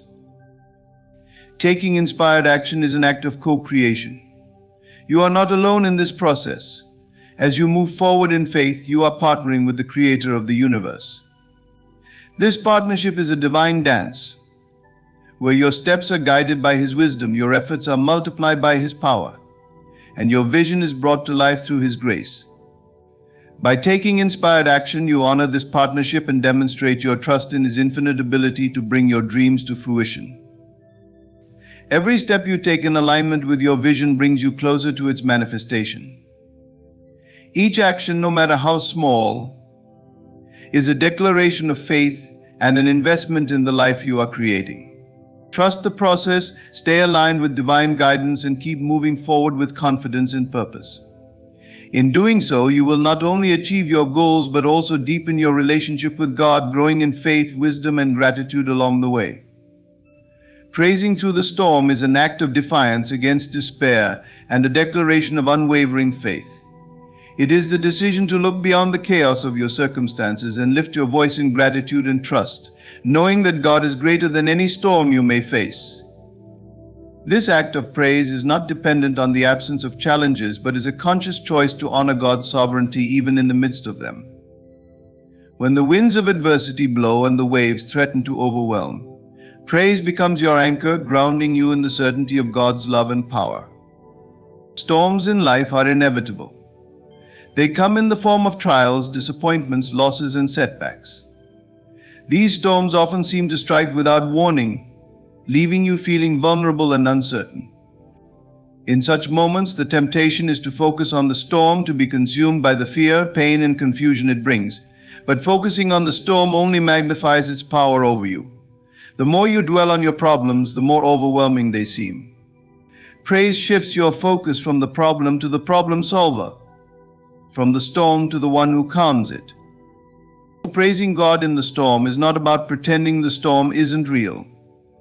It is about acknowledging its presence while refusing to let it define you or dictate your response. Praise is a bold proclamation of faith that says, yes, the storm is here, but my God is with me. Yes, the waves are high, but my God is higher. Yes, the winds are strong, but my God is stronger. This perspective transforms your experience of the storm. Instead of being a victim of your circumstances, you become a victor through your faith. When you praise God in the storm, you invite His presence into your situation. The Bible teaches that God inhabits the praises of His people. This means that when you lift your voice in praise, you create an environment where His power and peace can dwell. In His presence there is fullness of joy, even in the midst of trials. There is strength to endure, hope to carry on, and the assurance that you are not alone. Praise becomes a channel through which God's grace flows, sustaining you through the storm and empowering you to overcome it. Praise is an act of spiritual warfare. When you choose to praise God despite your circumstances, you resist the enemy's attempts to fill your heart with doubt, fear, and discouragement. The enemy wants you to believe that the storm will consume you, that you are powerless, and that God has abandoned you. But praise silences these lies. It declares the truth of God's faithfulness, His love, and His ability to work all things together for your good. Every word of praise is a weapon against the forces of darkness, a reminder that the battle is not yours but God's. Praising through the storm requires faith. It is easy to praise God when everything is going well, but it takes faith to praise Him when the outcome is uncertain.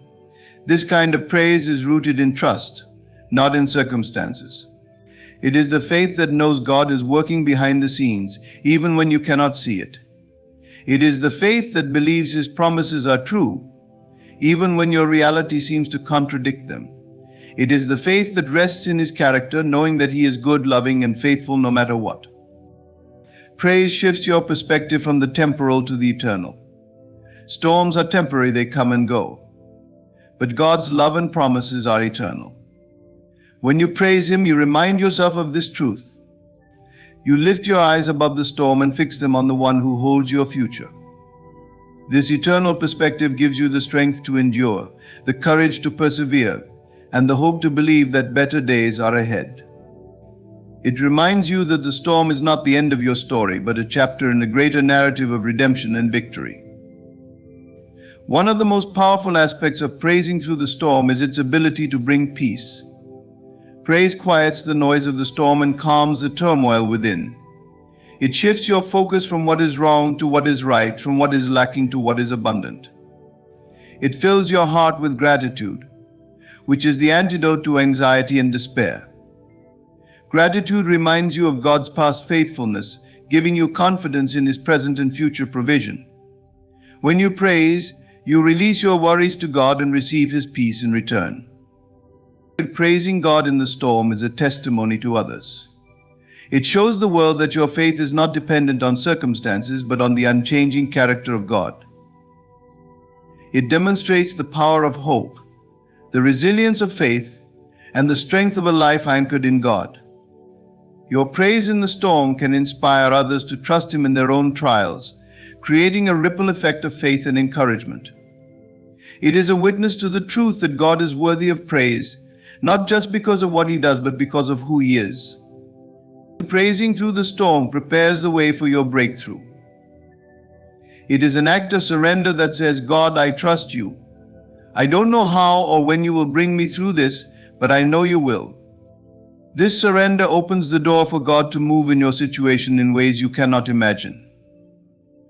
Praise declares your victory before it manifests, aligning your heart and spirit with the outcome you are believing for. It sets the stage for God's power to be revealed, turning your storm into a testimony of His greatness. No matter how fierce the storm, remember that God is with you. He is your refuge and strength, your ever-present help in times of trouble. Lift your voice in praise, not because the storm has ended, but because you know the one who holds it in His hands. Trust that He is working all things for your good, even in the midst of the storm. Praise Him for His faithfulness, His power, and His love. As you do, you will find peace, strength, and the assurance that the storm will pass and His promises will prevail. In life, challenges and storms are inevitable, but through faith, perspective, and intentional action, you can rise above any problem. Recognize that God's power is infinite, greater than anything you could face. Shift your perspective to see beyond your struggles and anchor yourself in unwavering faith. Speak life over your situation, releasing the need to control and trusting that the victory is already won. Visualize your triumph, take inspired action, and praise God even in the darkest moments, knowing His light will always break through. Remember, every trial is an opportunity to grow, to trust, and to strengthen your connection with the divine. God is bigger than your problems, and with Him all things are possible.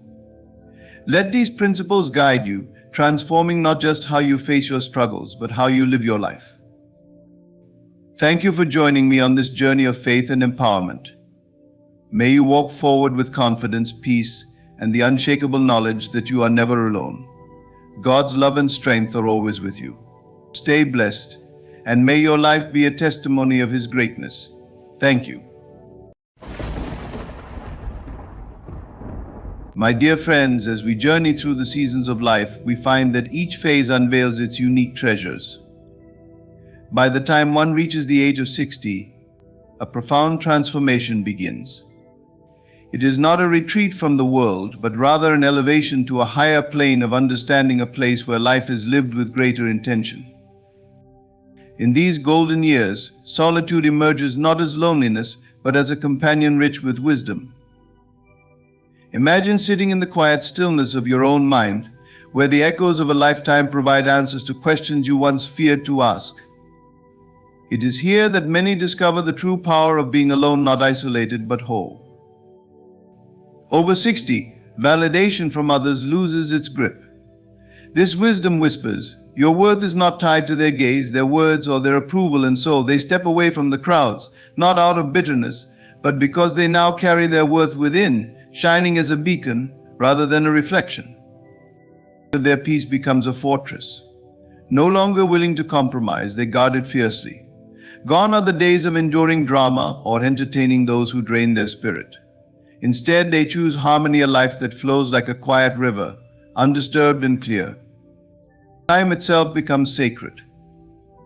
Each moment, a pearl of immeasurable value, is spent wisely. Why invest in shallow connections when the heart yearns for depth? Why speak meaningless words when silence itself feels profound?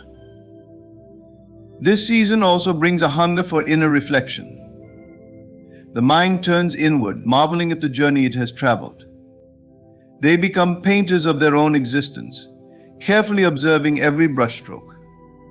And in this observation, they find contentment that no worldly interaction could ever offer. And perhaps most revealing is the truth they've come to know about relationships, that every connection is a mirror. To engage with others, they must first engage with themselves. By stepping back, they seek clarity, and they choose to welcome only those who reflect their peace and understanding. So, my friends, when you see those over 60 walking alone or sitting in quiet contemplation, do not pity them. They have discovered something most of us are still chasing, a life filled not with the noise of others, but with the harmonious melody of their own soul. The power of solitude is a profound gift, one that often goes unrecognized in the earlier stages of life, when the pull of external validation and societal expectations is at its peak. Yet, as the years unfold and the distractions of the world begin to wane, the beauty of solitude reveals itself in its fullest glory. For those over 60, solitude is not an act of withdrawal or isolation, but a deliberate choice, a sanctuary where they reconnect with the essence of who they truly are. It becomes a sacred space where the noise of the world fades, and the whisper of the soul grows louder. In solitude, there is no pretense. The masks worn to meet the demands of society are gently laid down. It is a space where authenticity flourishes, untouched by the need to impress or conform. The individual becomes reacquainted with their truest self, the one unshaped by expectations, unscarred by comparisons. For those who embrace it, solitude becomes the canvas upon which they can paint their inner thoughts and feelings, unrestricted by the judgments of others. It is in this quiet state that they rediscover the profound truth that their worth has always existed within them, untouched by the external world. Life, for all its wonders, is often accompanied by a relentless current of distractions, relationships to maintain, careers to build, expectations to fulfill. These distractions, while sometimes necessary, can pull one away from the stillness where wisdom resides. As the years pass, the urgency to participate in every fleeting trend or conversation diminishes. The individual realizes that not all battles need to be fought, not all invitations need to be accepted, and not all opinions need to be entertained. In this realization, solitude becomes a sanctuary, a place to rest and recharge, far from the demands of the external world. To those on the outside, solitude can sometimes appear as loneliness, but there is a profound difference between the two. Loneliness is a yearning for connection, a sense of incompleteness that seeks fulfillment in others. Solitude, on the other hand, is completeness itself. It is the joy of being alone without feeling lonely, the contentment of knowing that one's own company is enough. For those over 60, this understanding becomes a cornerstone of their well-being. They have spent decades navigating the complexities of relationships and social dynamics, and in their solitude they find a peace that transcends the need for constant interaction. The power of solitude lies in its ability to provide clarity. In the quiet moments, the mind is free to wander without interruption, to revisit memories, to reflect on choices made, and to dream of what is yet to come.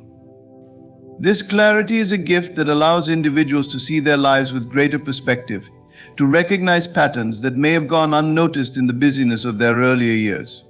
It is in these moments that they can discern what truly matters and let go of what no longer serves them. Solitude becomes the crucible where wisdom is forged. As the years unfold, the relationship with time itself begins to shift. For those over 60, time becomes a precious resource, one that is not to be squandered on trivialities. Solitude allows them to savor each moment, to live more fully in the present. In the stillness, they can hear the rustle of leaves, feel the warmth of the sun on their skin, and notice the subtle beauty in the world around them. These experiences, often overlooked in the rush of daily life, become cherished treasures in solitude. Solitude also fosters creativity. Many great works of art, literature, and innovation have been birthed in moments of solitude. Without the distractions of the external world, the mind is free to explore new ideas, to experiment, and to create. For those over 60, this creative energy can be a source of immense joy and fulfillment. Whether it is through writing, painting, gardening, or simply daydreaming, solitude provides the fertile ground for inspiration to flourish. Perhaps most importantly, solitude is a space for spiritual growth. It is in the quiet moments that individuals can connect with the deeper aspects of their being, with the divine or with the universe at large. Solitude invites introspection and meditation, creating an opportunity to explore the mysteries of existence and the nature of the self. For many over 60, these moments of connection bring a profound sense of peace and purpose, a reminder that they are part of something far greater than themselves. Solitude is not about turning away from the world, but about turning toward oneself. It is about embracing the stillness and finding joy in one's own company. It is a celebration of self-reliance, a testament to the strength and resilience of the human spirit. For those who have walked the path of life for 6 decades or more, solitude is not a burden, but a blessing, a time to rest, reflect, and rediscover the beauty within. To understand solitude is to understand the essence of being. It is to see that we are not defined by our interactions or achievements, but by the quiet strength that lies at our core. For those over 60, solitude is a homecoming, a return to the self, and a reminder that in the stillness all the answers we seek can be found. There comes a point in life when the constant need for validation, which drives so many of our actions in youth, begins to fade. For many people over 60, this shift is not just a gradual change, it is a profound liberation. Freedom from validation is one of the most empowering realizations of later life, a state of being where one's worth is no longer tethered to the opinions, judgments, or approval of others. It is a freedom born from experience, reflection, and a deeper understanding of what truly matters in life. Throughout much of life, validation serves as a kind of currency. People seek approval to feel accepted, loved, or acknowledged. This pursuit begins in childhood, as we look to parents and teachers for praise, and continues into adulthood, where careers, relationships, and social standing often hinge on the recognition of others. Yet the deeper truth is that this external validation, while temporarily satisfying, can never truly fulfill us. It is fleeting and often conditional, leaving a void that demands more and more. For those who have lived through decades of this cycle, there comes a realization seeking validation from others is like chasing shadows, an endless pursuit that leads nowhere. By the time one reaches the age of 60, life has often provided ample opportunity to see through the illusion of external validation. The victories and failures, the applause and criticism, the fleeting moments of approval, they all begin to lose their hold. What becomes clear is that true validation cannot come from outside, it must come from within. This understanding is a turning point, a gateway to a life of authenticity and self-acceptance. The freedom from validation brings with it an immense sense of peace. No longer is there a need to mold oneself to fit the expectations of others. The masks that were once worn to gain acceptance are discarded, revealing a self that is unfiltered and true. It is a state of being where one's actions, choices, and beliefs are guided not by the fear of judgment, but by a deep sense of personal integrity. For those over 60, this freedom often feels like shedding a heavy weight that they have carried for far too long. One of the most significant shifts that comes with this freedom is the ability to say no without guilt. When validation is no longer sought, the fear of disappointing others diminishes. This newfound ability to set boundaries is a powerful act of self-respect. It allows individuals to prioritize their own well-being, time and energy without feeling the need to justify their decisions. They no longer feel compelled to attend events, engage in conversations, or maintain relationships that drain them. Instead, they focus on what brings them joy and fulfillment. This freedom also fosters a deeper sense of self-reliance. When people stop looking to others for validation, they begin to trust their own instincts and judgments more fully. They realize that their worth is inherent, not something that needs to be earned or proven. This self-reliance becomes a source of strength, allowing them to navigate life with greater confidence and clarity. They are no longer swayed by the opinions or criticisms of others, because they have learned to trust their own inner voice. For those over 60, freedom from validation often leads to a greater appreciation for authenticity in relationships. They no longer feel the need to impress or be impressed. Instead, they seek connections that are genuine and meaningful. Superficial interactions lose their appeal, and they gravitate toward people who value them for who they truly are, not for what they can offer or how they conform to societal expectations. This shift transforms relationships into spaces of mutual respect and understanding, free from the pressures of pretense. Another profound aspect of this freedom is the courage it brings. Without the need for validation, individuals are more willing to take risks, speak their truth, and stand by their convictions. They no longer fear failure or rejection, because they understand that these are simply part of life's journey. This courage allows them to live more authentically, pursuing passions and interests that may have been set aside in earlier years due to fear of judgment. It is a time when they can finally embrace their true selves without hesitation or apology. The liberation from validation also fosters a deeper connection to inner peace. When one stops chasing approval, the mind becomes quieter and the heart feels lighter. The incessant chatter of "Am I good enough?" or "What will they think?" fades away, replaced by a serene acceptance of oneself. This inner peace is one of the greatest gifts of later life, a reminder that self-worth is not something to be earned, but something to be embraced. The freedom from validation is not about rejecting others or their opinions. It is about recognizing that one's value is not determined by external forces. It is an acknowledgement that we are complete and whole as we are, without the need for constant affirmation from the world. For those over 60, this realization brings a sense of liberation that is both empowering and transformative. It is a time to live life on their own terms, guided by their own values, and to find joy in simply being themselves. This freedom is not just a release from the constraints of others' expectations, it is a return to the self. It is a homecoming to the truth that has always been within, waiting to be rediscovered. In this state, life becomes not a performance, but a genuine expression of who one truly is.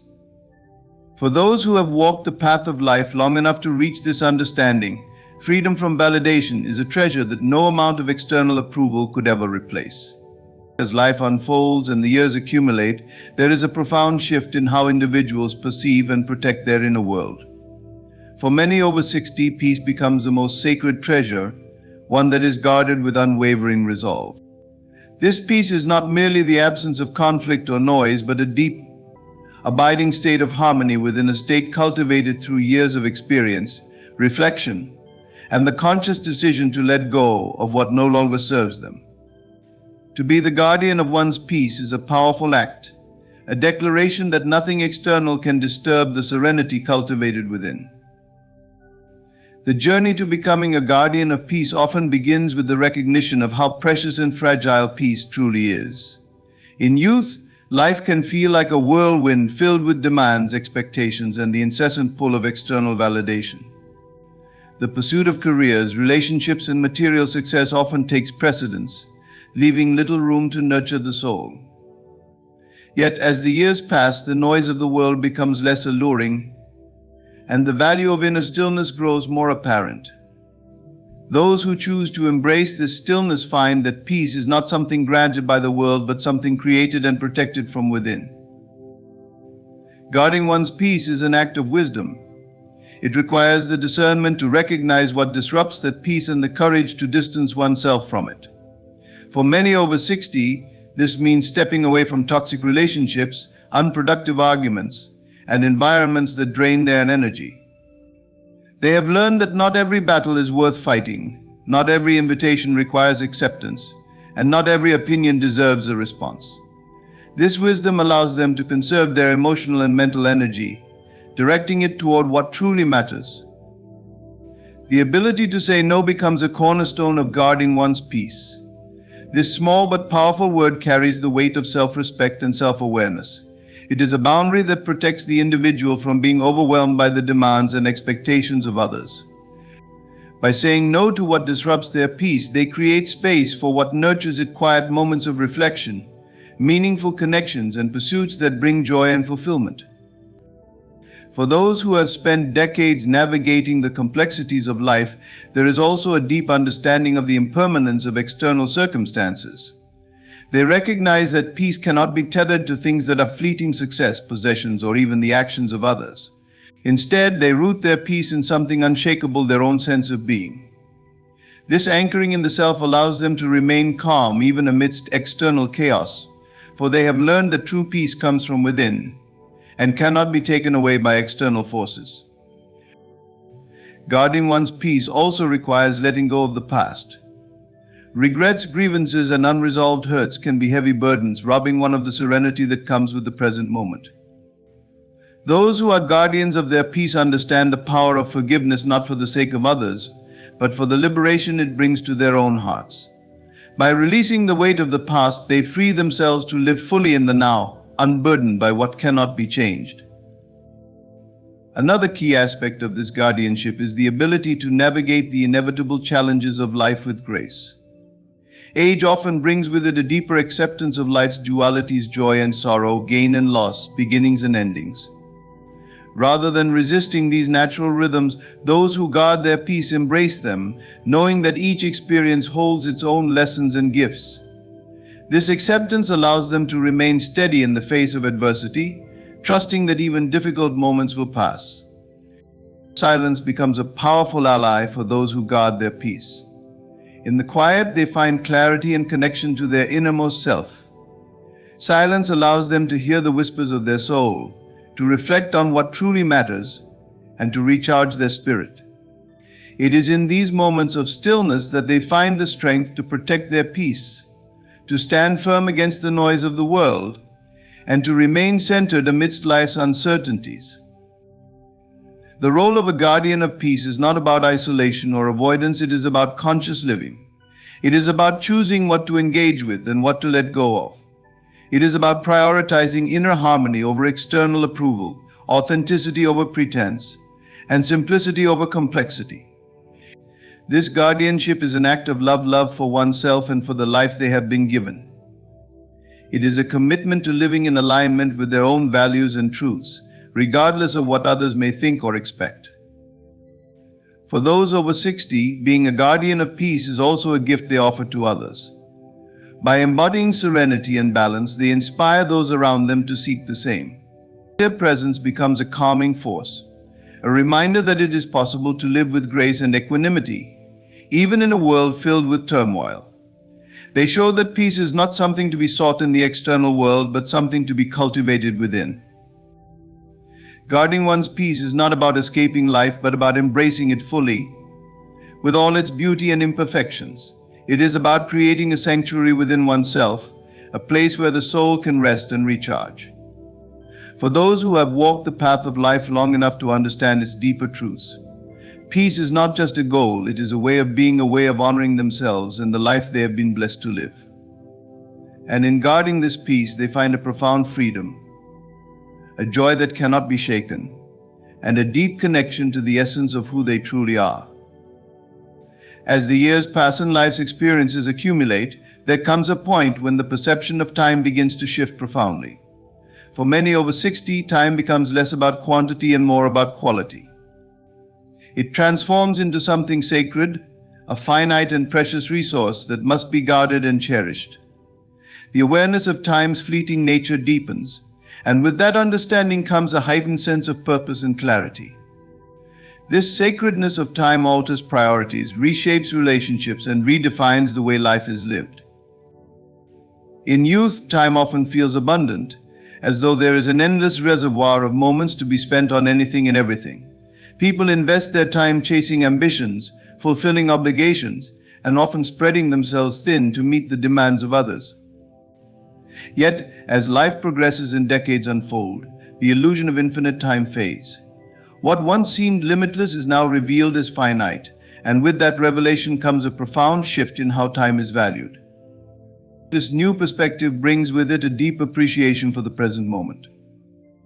Those who come to see time as sacred understand that life is lived not in the distant past or uncertain future, but in the now. Each moment becomes an opportunity to experience life fully, to connect with loved ones, to engage in meaningful pursuits, and to nurture the soul. Wasting time on trivial matters or distractions no longer holds appeal. Instead, the focus shifts to what truly matters. This reverence for time often leads to a re-evaluation of priorities. People begin to let go of obligations that no longer serve them, activities that drain their energy, and relationships that lack authenticity. They recognize that their time is too valuable to be spent on things that do not bring joy, growth, or fulfillment. Instead, they choose to invest their time in what aligns with their deepest values, whether that means spending time with family, pursuing passions, traveling, or simply enjoying the beauty of quiet moments. One of the most liberating aspects of viewing time as sacred is the ability to say no without guilt. This small but powerful word becomes a tool for preserving energy and maintaining balance. By setting boundaries, individuals protect their time from being consumed by unnecessary demands or unproductive engagements. They understand that saying no to one thing is saying yes to something else, often something more meaningful and nourishing. For those over 60, time also becomes a lens through which they view relationships. Superficial connections lose their appeal, and there is a deeper yearning for authenticity and depth in interactions. They seek relationships that are reciprocal, enriching, and rooted in mutual respect. Time spent with loved ones becomes more intentional, filled with gratitude and presence. They know that each shared moment is a gift, one that will not come again, and so they savor it fully. The sacredness of time also fosters a sense of mindfulness. The rush and busyness that once characterized daily life give way to a slower, more deliberate pace.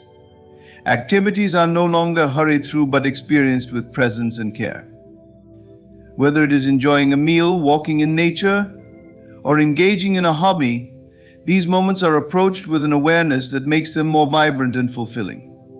Mindfulness allows individuals to extract the full richness of each moment, deepening their connection to life itself. For many, this shift in perspective brings with it a desire to leave a legacy, to use the time they have left to make a meaningful impact.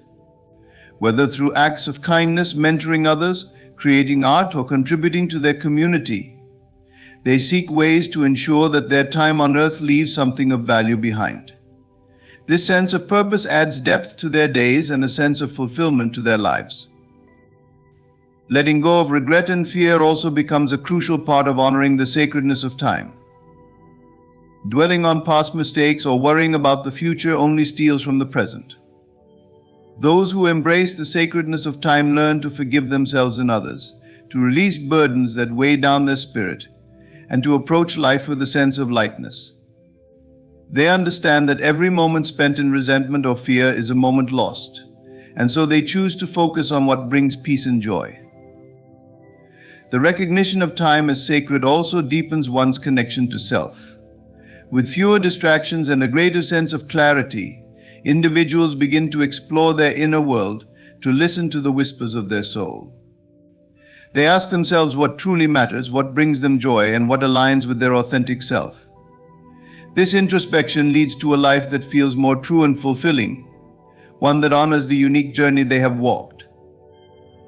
The sacredness of time is not about living in fear of its passing, but about embracing its preciousness.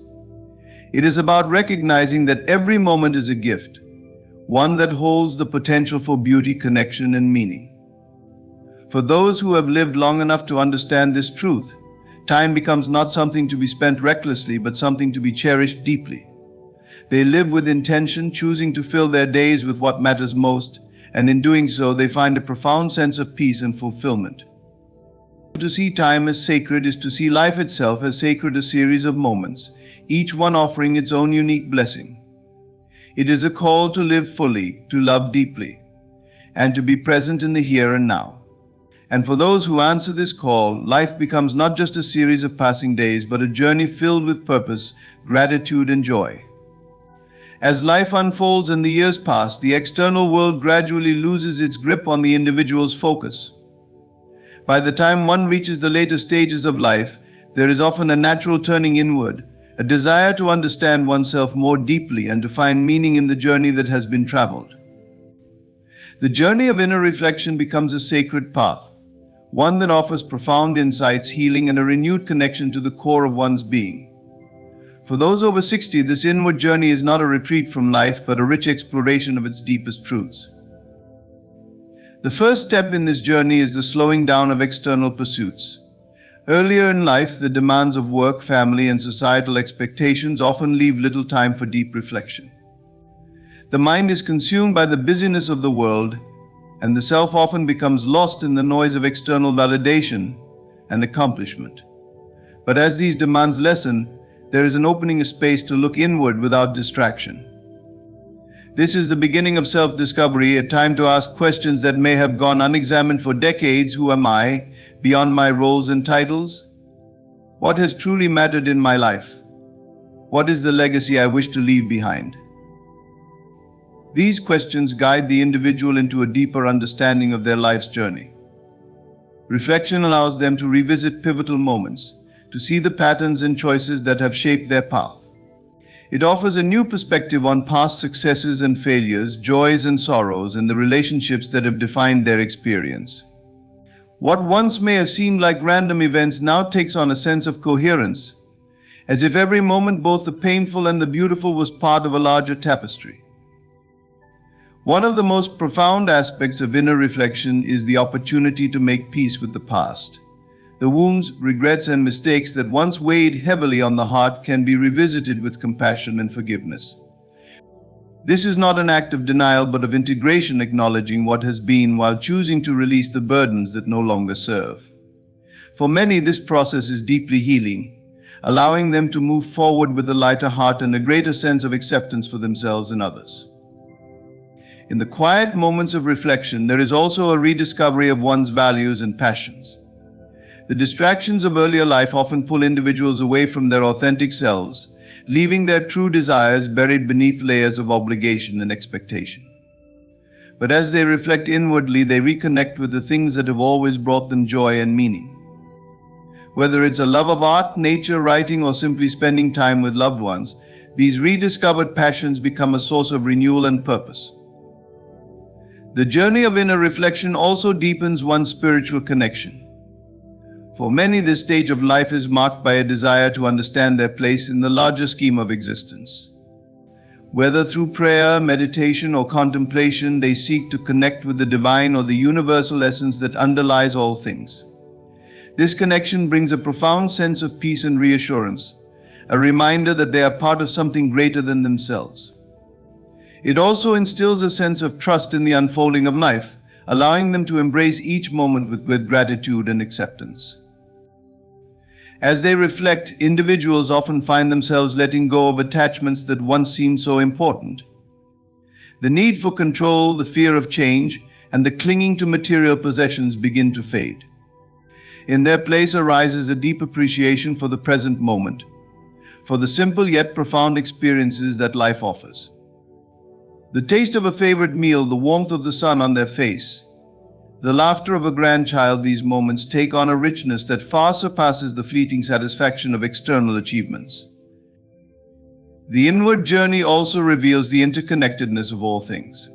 Reflecting on their own life, individuals see how their actions have rippled outward, touching the lives of others in ways they may never have realized. They recognize the bonds that unite humanity, and feel a deeper sense of compassion for those around them. This understanding often inspires them to give back, to share their wisdom and love with others, and to make their remaining years a time of contribution and service. Perhaps the greatest gift of inner reflection is the clarity it brings about what truly matters. It strips away the superficial layers of life and reveals the essence of what it means to live well. It teaches that love, kindness, and presence are the greatest treasures, and that the moments of connection with oneself, with others, and with the world are what truly define a meaningful life. For those over 60, the journey of inner reflection is not an end but a beginning. It is a return to the self, a rediscovery of the soul's deepest desires and truths. It is a time of renewal, where the wisdom gained from decades of experience is distilled into a deeper understanding of life's purpose. This inward journey is not without challenges, for it requires honesty, vulnerability, and the willingness to face the parts of oneself that have been hidden or ignored. But for those who undertake it, the rewards are immeasurable, a life lived with greater authenticity, peace, and fulfillment. The journey of inner reflection is a homecoming. It is a return to the essence of who we are, unencumbered by the roles, expectations, and distractions of the external world. It is a reminder that the answers we seek are not out there but within us, waiting to be discovered in the quiet moments of stillness. For those who embark on this journey, it is a sacred path, a path that leads not away from life but deeper into its heart. Relationships at their core are a profound reflection of our inner world. They serve as mirrors, revealing our deepest fears, desires, and truths. While society often paints relationships as sources of happiness and completion, the truth about relationships goes far deeper. They are not merely about companionship or shared experiences, they are opportunities for growth, understanding, and the realization of our authentic selves. Over time, as life evolves and priorities shift, the nature of relationships transforms, offering new perspectives on what it means to truly connect with another person. The first truth about relationships is that they are not meant to complete us, but to complement us. The idea of another person filling an inner void is a romanticized notion that often leads to disappointment. True fulfillment comes from within, and when we enter relationships with the expectation that another person will fix or fulfill us, we place an impossible burden on them. A healthy relationship is one where two whole individuals come together, not out of need but out of choice, creating a partnership that enhances each person's life rather than defining it. Another truth is that relationships require effort and intention. Love is not a static emotion but a dynamic force that must be nurtured. While the initial stages of a relationship may feel effortless, sustaining it over time demands communication, understanding, and a willingness to adapt. Challenges will inevitably arise, but they are not signs of failure. Instead, they are opportunities to deepen the connection and to learn more about ourselves and our partner. Growth often comes through discomfort, and relationships are no exception. Trust and authenticity form the foundation of any meaningful relationship. Without trust, even the strongest connection will falter. Trust is built not only through honesty, but also through consistency and vulnerability. To truly trust someone, we must allow ourselves to be seen as we are, without pretense of a facade. This requires courage, as it involves exposing our fears, insecurities, and imperfections. But in doing so, we create a space for genuine connection, where both individuals can feel accepted and valued for who they truly are. Relationships also teach us the importance of boundaries. Loving someone does not mean losing ourselves in the process. Healthy relationships allow space for individuality, recognizing that each person has their own needs, dreams, and identity. Boundaries are not barriers but expressions of self-respect, ensuring that we honor our own well-being while respecting the other person's autonomy. When boundaries are clear, relationships thrive because they are built on mutual respect and understanding. One of the most challenging truths about relationships is that not all of them are meant to last forever. Some relationships come into our lives for a season, teaching us valuable lessons and shaping us in ways we may not immediately recognize. The end of a relationship does not negate its value. Even in heartbreak, there is growth. Each relationship we experience contributes to our journey, helping us understand ourselves and what we truly want in life.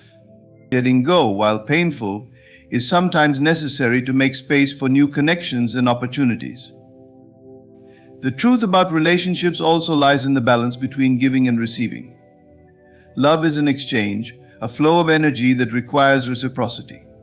When one person gives endlessly while the other takes without return, imbalance arises, leading to resentment and frustration. A healthy relationship is one where both individuals contribute equally, not necessarily in the same ways, but in ways that feel fair and fulfilling to both parties. Giving from a place of love rather than obligation creates a bond that is both strong and enduring. Another profound aspect of relationships is that they often reflect our inner state. The dynamics we experience with others can reveal unresolved issues within ourselves. Patterns of conflict, insecurity, or dissatisfaction often point to areas where healing is needed. Relationships therefore become a mirror, offering insights into our own beliefs, fears, and desires. When approached with self-awareness, they become a powerful tool for personal growth. Forgiveness is another cornerstone of lasting relationships. No one is perfect, and misunderstandings, mistakes, and hurt feelings are inevitable. The ability to forgive both ourselves and others is essential for maintaining connection. Forgiveness does not mean condoning harmful behavior, but rather choosing to release the resentment that holds us back. It is a gift we give to ourselves as much as to the other person, allowing us to move forward with peace and understanding. The truth about relationships is that they are not just about love for another, but also about love for oneself.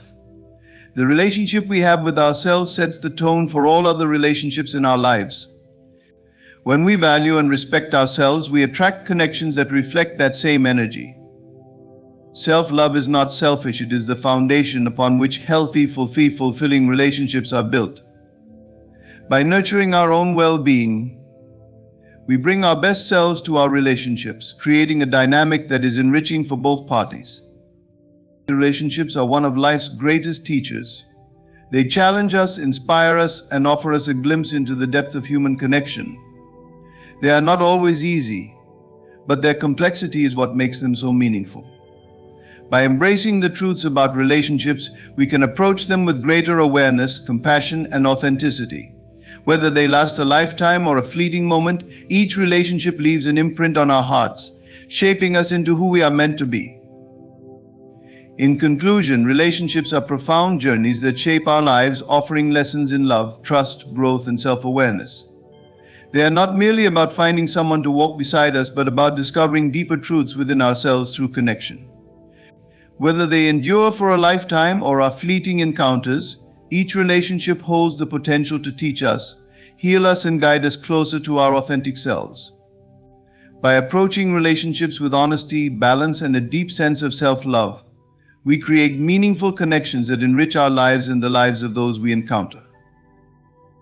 Thank you for taking this time to reflect on the deeper truths about relationships. May these insights inspire you to nurture the connections in your life with greater intention and love. In a world where connections, love, and validation often seem just out of reach, many of us fall into the trap of chasing after what we desire. We beg for attention, write heartfelt messages, make endless calls, and pursue relationships or opportunities that slip further away the harder we try. But what if the very act of chasing is what's keeping those things from coming to us? What if the answer isn't in doing more, but in doing less? This is not about giving up, it's about reclaiming your power. It's about recognizing that true value, love, and success come when you align with the energy of what you want rather than exhausting yourself chasing it. Today we're diving deep into the art of attraction through self-assurance. This isn't just theory, it's a transformation. We're discussing why you should never beg, chase, write, or call for what you desire, and how to let things flow naturally into your life. Prepare to rethink everything you've been taught about pursuing what you want. By the end of this, you'll understand why stepping back might be the most powerful move you can make. Have you ever noticed how the harder you run after something, the faster it seems to slip through your fingers? Whether it's love, success, or even a dream opportunity, the energy of desperation pushes it further away. Why? Because desperation speaks of lack, and lack never attracts abundance. Imagine for a moment a butterfly. If you chase it wildly, it flutters further and further out of your grasp. But when you sit still, calm and grounded, it might just land gently on your shoulder. That butterfly is everything you've been chasing: peace, love, opportunity, and fulfillment. And the truth is, you don't need to run after it. But here's the suspenseful part: what happens when you stop chasing, stop calling, and stop begging? Will everything fall apart? Will you lose what you desire most? Or will you discover the power you've had all along, the power to attract rather than pursue? You see, in life, the more we seek validation or chase after people and things, the more we signal to the universe that we're incomplete. We affirm that we don't have enough, and the universe responds in kind. But when we stand firm in our worth, when we act as though what we desire is already ours, something miraculous happens. Today we'll explore the profound shift that happens when you step into your own energy. Why should you let go of the compulsion to chase? How can you align yourself with the flow of what you truly desire? And most importantly, how can you reclaim your power by simply letting go of the need to beg, chase, write, or call? Stay with me as we unpack this life-changing perspective. Because once you understand this principle, you'll never approach relationships, opportunities, or desires the same way again. When you chase something, be it a person, an opportunity, or even a dream, you are, perhaps unknowingly, broadcasting a message to the universe: I don't have this. I need this. I am incomplete without this. This energy of lack doesn't inspire, attract, or manifest. Instead, it repels. Why? Because the energy of lack is rooted in fear, insecurity, and desperation. These are the vibrations that push away the very things you desire. Imagine standing in front of a mirror and shouting, I need you to love me. What does the reflection do? It doesn't embrace you, it doesn't respond with affection. It simply reflects back the energy you give it. This is life. The universe acts as that mirror, amplifying what you project. When you act out of neediness or desperation, it reflects that same energy right back to you. Chasing is an admission of doubt. It's telling yourself and the world that you don't believe you are enough on your own. But here's the truth: you are enough. Your worth isn't determined by the things or people you run after. It is intrinsic. Chasing turns you into a beggar for what you should be a ruler of. Now let's consider this. If what you desire was truly yours, would you chase it? Would a queen chase her crown, or a king beg for his throne? No. They walk with the quiet confidence that what belongs to them will find its way to them. And this isn't arrogance, it's alignment. Chasing also weakens your power. Every time you run after something, you are diverting your energy outward instead of inward. This energy, when directed inward, can build resilience, self-worth, and magnetism. When you chase, you scatter your energy, exhausting yourself in the process.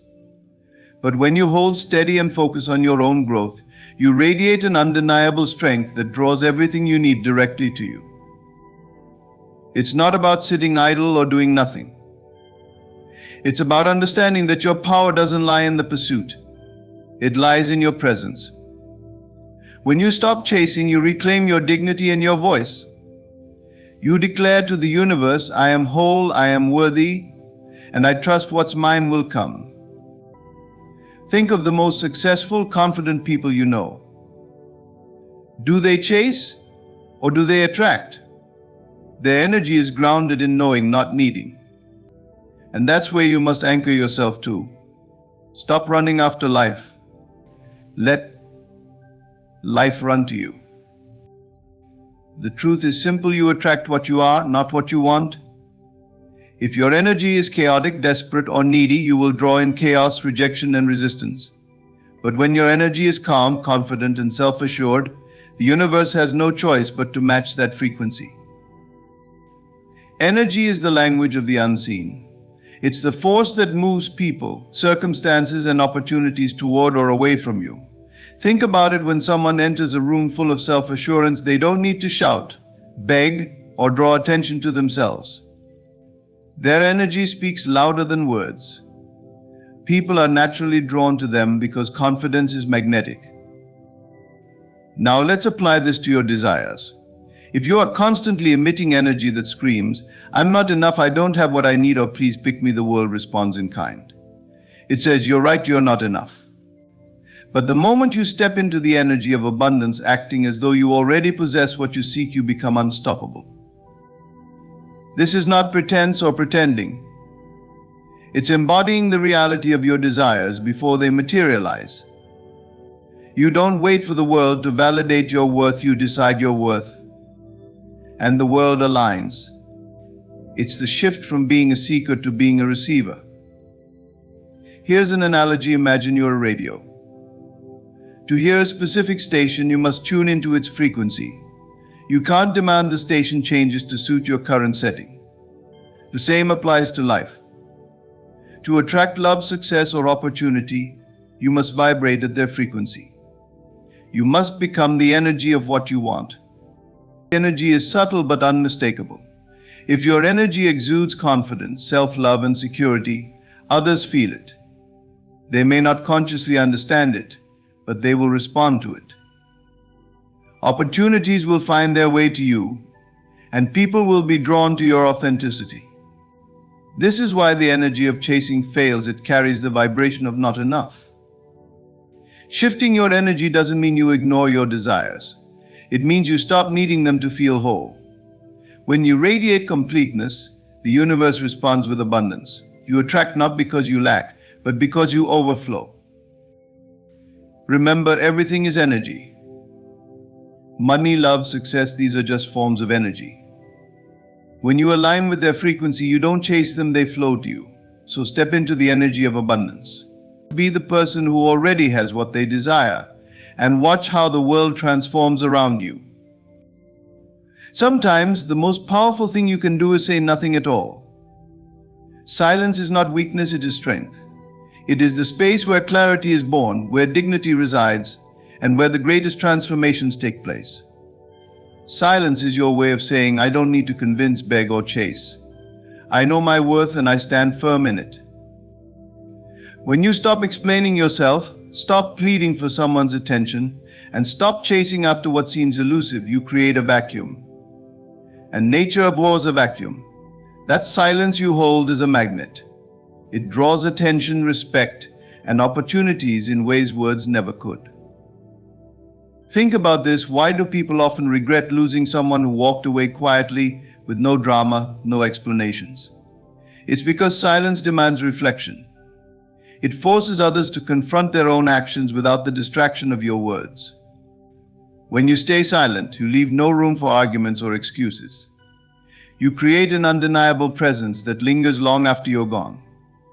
Silence also communicates strength. It tells the world that you are in control of your emotions, that you are not ruled by impulsive reactions. People are drawn to those who can remain composed under pressure. When you don't react, you maintain power. You let others wonder, question, and most importantly, respect you. Now consider this: how often do we ruin opportunities or relationships by saying too much? By over-explaining, over-apologizing, or over-justifying ourselves. Silence eliminates this risk. It allows you to communicate not from a place of fear, but from a place of confidence. Silence is also a form of detachment. When you stop chasing and start trusting the flow of life, you don't need to fill every space with noise. Your silence becomes a testament to your faith in yourself and the universe. It says, "I trust that what's meant for me will come, and I don't need to fight for it." Silence creates mystery, and mystery is magnetic. When you're not always accessible, not always explaining yourself, people become curious. They start wondering what's behind your calm demeanor, and that curiosity draws them closer. So don't underestimate the power of silence. It's not about shutting people out, it's about knowing when to stop giving away your power. Sometimes saying nothing is the loudest message of all. Trust. Such a simple word, yet often the hardest thing to embody. To trust the process means to let go of control, to believe that everything is unfolding as it should, even when it doesn't seem like it. It's about releasing the need to force outcomes, to chase, or to manipulate situations into what you think they should be. Trusting the process is the ultimate act of faith in yourself and in the universe. Think about planting a seed. You don't dig it up every day to check if it's growing. You water it, give it sunlight, and let nature take its course. Trusting the process works the same way. When you set your intention, done your part, and aligned yourself with the energy of what you want, your only job is to wait and believe. The universe, like nature, has its timing. But why is this so hard for us? Because we are wired to seek control. When things don't happen immediately, doubt creeps in. Fear takes over. We start chasing, calling, begging anything to force the outcome. But this is counterproductive. The energy of forcing disrupts the natural flow of manifestation. It's like trying to speed up a flower's bloom by pulling on its petals. You only end up destroying it. Trusting the process doesn't mean doing nothing. It means taking inspired action, then stepping back. It's about finding balance between effort and surrender. You do your part, then release the outcome. This release isn't giving up. It's a declaration of faith. It's saying, I know this will come to me because I've aligned myself with it. When you trust the process, you free yourself from the burden of anxiety. You stop overthinking, stop obsessing, and stop chasing. Instead, you create space for the universe to work its magic. Trust transforms you from a pursuer into a receiver. And here's the paradox: when you truly trust, when you no longer need something to happen, that's often when it does. Why? Because trust aligns you with abundance, not lack. It sends a clear message to the universe: I am ready. I am patient. I know it's already mine. So release the grip of control. Trust that every delay has a purpose, every rejection is redirection, and every step is leading you to exactly where you're meant to be. Faith is not just believing in the unseen, it's acting as though it's already seen. Trust the process and watch how life unfolds in your favor. The way the world treats you is a reflection of how you treat yourself. If you don't value yourself, why should anyone else? Valuing yourself means recognizing your worth without seeking external validation. It means standing firm in your boundaries, your goals, and your self-respect. When you truly value yourself, begging, chasing, writing, or calling for approval becomes irrelevant. Imagine a precious gem sitting on a pedestal. Does the gem plead for attention? No, because its value is inherent. People recognize its worth without the gem doing anything. You are that gem. The moment you realize your worth, the dynamics around you begin to shift. You attract people and opportunities that align with your self-respect. When you don't value yourself, you subconsciously teach others to undervalue you as well.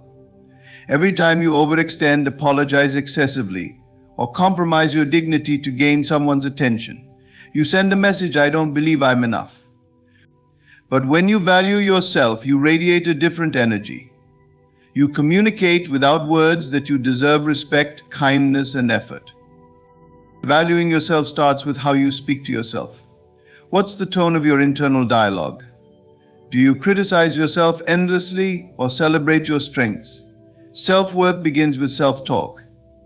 The moment you replace self-doubt with self-appreciation, the external world mirrors that back to you. Now, valuing yourself doesn't mean arrogance. It's not about thinking you're better than others. It's about knowing that you are enough exactly as you are. It's about recognizing that your worth doesn't depend on external achievements or relationships. It's intrinsic. When you value yourself, you stop chasing things that deplete you. You stop trying to prove your worth to those who don't see it. You understand that rejection is not a reflection of your inadequacy, but a sign of misalignment. You choose to walk away from what doesn't serve you, not because you don't care, but because you care deeply about your own peace. Valuing yourself also means setting boundaries. It means saying no to things that drain you and yes to things that nourish you. It's not selfish, it's necessary. When you prioritize your well-being, you show the world that you take yourself seriously. And when you take yourself seriously, others have no choice but to follow suit. So stop waiting for others to validate your worth. Decide it for yourself. Once you value yourself fully, the need to chase, beg, or plead disappears. You become the magnet, and everything meant for you finds its way. Detachment is not about giving up on your desires. It's about releasing your grip on them. It's about understanding that your happiness, peace, and sense of self are not tied to any external person, outcome, or circumstance. Detachment is freedom from the exhausting cycle of chasing, forcing, and clinging. When you cling to something, whether it's a person, a job, or a dream, you suffocate it. Imagine holding a butterfly in your hand. If you grip it tightly, you'll crush it. But if you hold it loosely, it can rest on your palm and fly when it's ready. This is the essence of detachment. It's about holding space for what you desire without strangling it with neediness. Detachment is not indifference. It's not about saying, I don't care, it's about saying, I care, but I trust. It's the ability to want something while knowing you'll be okay without it. This doesn't diminish your desires, it strengthens your power to manifest them. Why? Because detachment shifts your energy from desperation to trust. When you detach, you stop giving power to external things. You reclaim your energy and direct it inward. You stop saying, I need this to feel complete, and start saying, I am complete as I am. This shift is profound. It liberates you from the fear of loss and opens you to the joy of possibility. Detachment also allows you to see clearly. When you're too attached, your judgment becomes clouded. You may hold on to something toxic out of fear of letting go. But detachment gives you perspective. It allows you to evaluate whether something is truly meant for you or if it's time to release it. The irony of detachment is that the moment you let go, you often receive. Why? Because attachment creates resistance. It sends a signal of lack and fear to the universe. But when you release that resistance, you create space for abundance to flow. Detachment is the ultimate act of faith. It's saying, I trust that what's meant for me will come, and I don't need to force it. Practicing detachment doesn't mean you stop caring. It means you care deeply, but without obsession. It means you pursue your goals, nurture your relationships, and live your life without tying your worth or happiness to any one thing. Detachment is not giving up, it's rising above. It's stepping into a state of being where you are no longer controlled by external circumstances. So let go of the need to control. Release the grip of fear. Trust the flow of life. When you detach, you set yourself free, and freedom is where true power resides. Confidence is the antidote to compulsion. Compulsion comes from fear of missing out, fear of rejection, fear of being forgotten. Confidence, on the other hand, comes from trust in your worth and faith in the process of life. When you operate from a place of confidence, you don't feel the need to beg, chase, write, or call. You know that what is meant for you will come to you. Confidence is not about arrogance or being loud, it's about being rooted. It's about walking into any situation knowing that you belong, not because someone else said so, but because you decided so. Confidence is the quiet power that says, I don't need to prove myself to anyone. My value speaks for itself. Think about how the most magnetic people carry themselves. They aren't the ones constantly seeking validation or approval. They aren't the ones over-apologizing or over-explaining. They move with purpose, speak with intention, and act from a place of assurance. That assurance is what draws others in. When you lack confidence, you give away your power. You let other people's opinions dictate your actions. You bend over backward to gain their approval, often at the expense of your own peace. But true confidence doesn't seek approval, it creates it. It doesn't chase after opportunities, it attracts them. Confidence is built through self-acknowledgement. Start by celebrating your wins, no matter how small.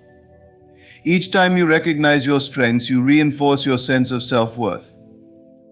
Confidence also grows through self-discipline. When you set goals and follow through, you prove to yourself that you can be trusted. That self-trust becomes the foundation of your confidence. Compulsion, on the other hand, is chaotic. It stems from a lack of clarity and an abundance of fear. Compulsion is the frantic need to do something, to text them one more time, to call them just to make sure, to write and explain yourself again. But every compulsive action sends a message to the universe: I don't trust myself. I don't trust the process. I am desperate. Confidence allows you to step back. It lets you hold space for yourself instead of filling every void with unnecessary action. Confidence knows when to speak and when to stay silent. It knows that silence can often be more powerful than words. So choose confidence over compulsion. The next time you feel the urge to chase or force something, pause. Remind yourself that you are enough as you are. Let your confidence do the talking and watch how the world responds to your quiet power. Chasing is exhausting. It drains your energy, erodes your confidence, and places you in a position of lack. Chasing says, I need this to complete me, and that energy pushes what you want further away. But when you stop chasing and become a magnet instead, everything shifts. Becoming a magnet means aligning with your desires, not running after them. It means radiating such a strong sense of self-worth that what you seek naturally gravitates toward you. A magnet doesn't move, it pulls. It doesn't beg or plead, it attracts effortlessly. To become a magnet, you must first understand that your energy is your greatest asset. When you are grounded, confident, and in alignment with your desires, you emit a frequency that draws people and opportunities to you. This isn't magic, it's the law of resonance, like attracts like. Becoming a magnet starts with embodying the qualities you seek. If you desire love, radiate love. If you seek success, carry yourself as if you're already successful. This isn't about pretending, it's about stepping into the version of yourself that already has what you want. When you chase, you emit desperation. That desperation repels. It's like trying to grab water with your hands. The harder you grasp, the more it slips away. But when you become a magnet, you move into a state of trust. You understand that you don't need to force anything because what's meant for you will come to you. Being a magnet also requires boundaries. You don't let just anyone into your space. You don't settle for less than you deserve. Boundaries aren't walls, they are filters. They ensure that what enters your life aligns with your value. A magnet doesn't pull in everything, it attracts only what matches its energy. Patience is another key to magnetism. Magnets don't rush, they trust their pull. Similarly, when you're aligned with your desires, you don't need to chase after them frantically. You can wait with grace, knowing that the right opportunities are on their way. Gratitude amplifies your magnetism. When you appreciate what you already have, you signal to the universe that you're ready for more. Gratitude raises your vibration, making you a beacon for abundance. Stop chasing. Start attracting. Step into your power as a magnet and watch as the things you once ran after begin to find their way to you. Let the pull of your energy speak louder than any words or actions. In life, we often believe that effort, relentless, tireless effort, is the only path to getting what we want. But true power lies not in chasing or begging, but in trusting and becoming. When you stop writing, calling, chasing, or pleading, you shift from desperation to dignity, from scarcity to abundance. You reclaim your energy and stand rooted in your self-worth, knowing that what is meant for you will find you in its own time. Every key point we've discussed: letting go of desperation, trusting the process, valuing yourself, practicing detachment, cultivating confidence, and becoming a magnet, leads to one central truth: you are enough. The moment you internalize this truth, the need to prove yourself, chase others, or seek external validation vanishes. You realize that your energy is far too precious to waste on things or people that do not recognize your value. Closing this chapter of chasing is not an act of giving up, it's an act of rising higher. It's about choosing yourself over external approval. It's about walking away from what drains you and making space for what uplifts you. It's about trusting the flow of life, understanding that what is truly yours will never pass you by. So I urge you, don't beg, don't chase, don't write, don't call. Instead, stand in your power. Let your presence speak louder than any words ever could. Trust that the universe knows your heart and is working in your favor, even when you can't see it. As you move forward, remember this life responds to your energy. Carry yourself with the quiet confidence of someone who knows their worth. Hold your head high and your standards higher.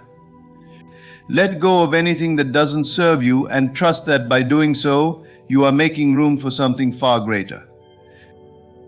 The choice is yours, and it starts now. Will you continue chasing, or will you rise to meet the life that is waiting for you?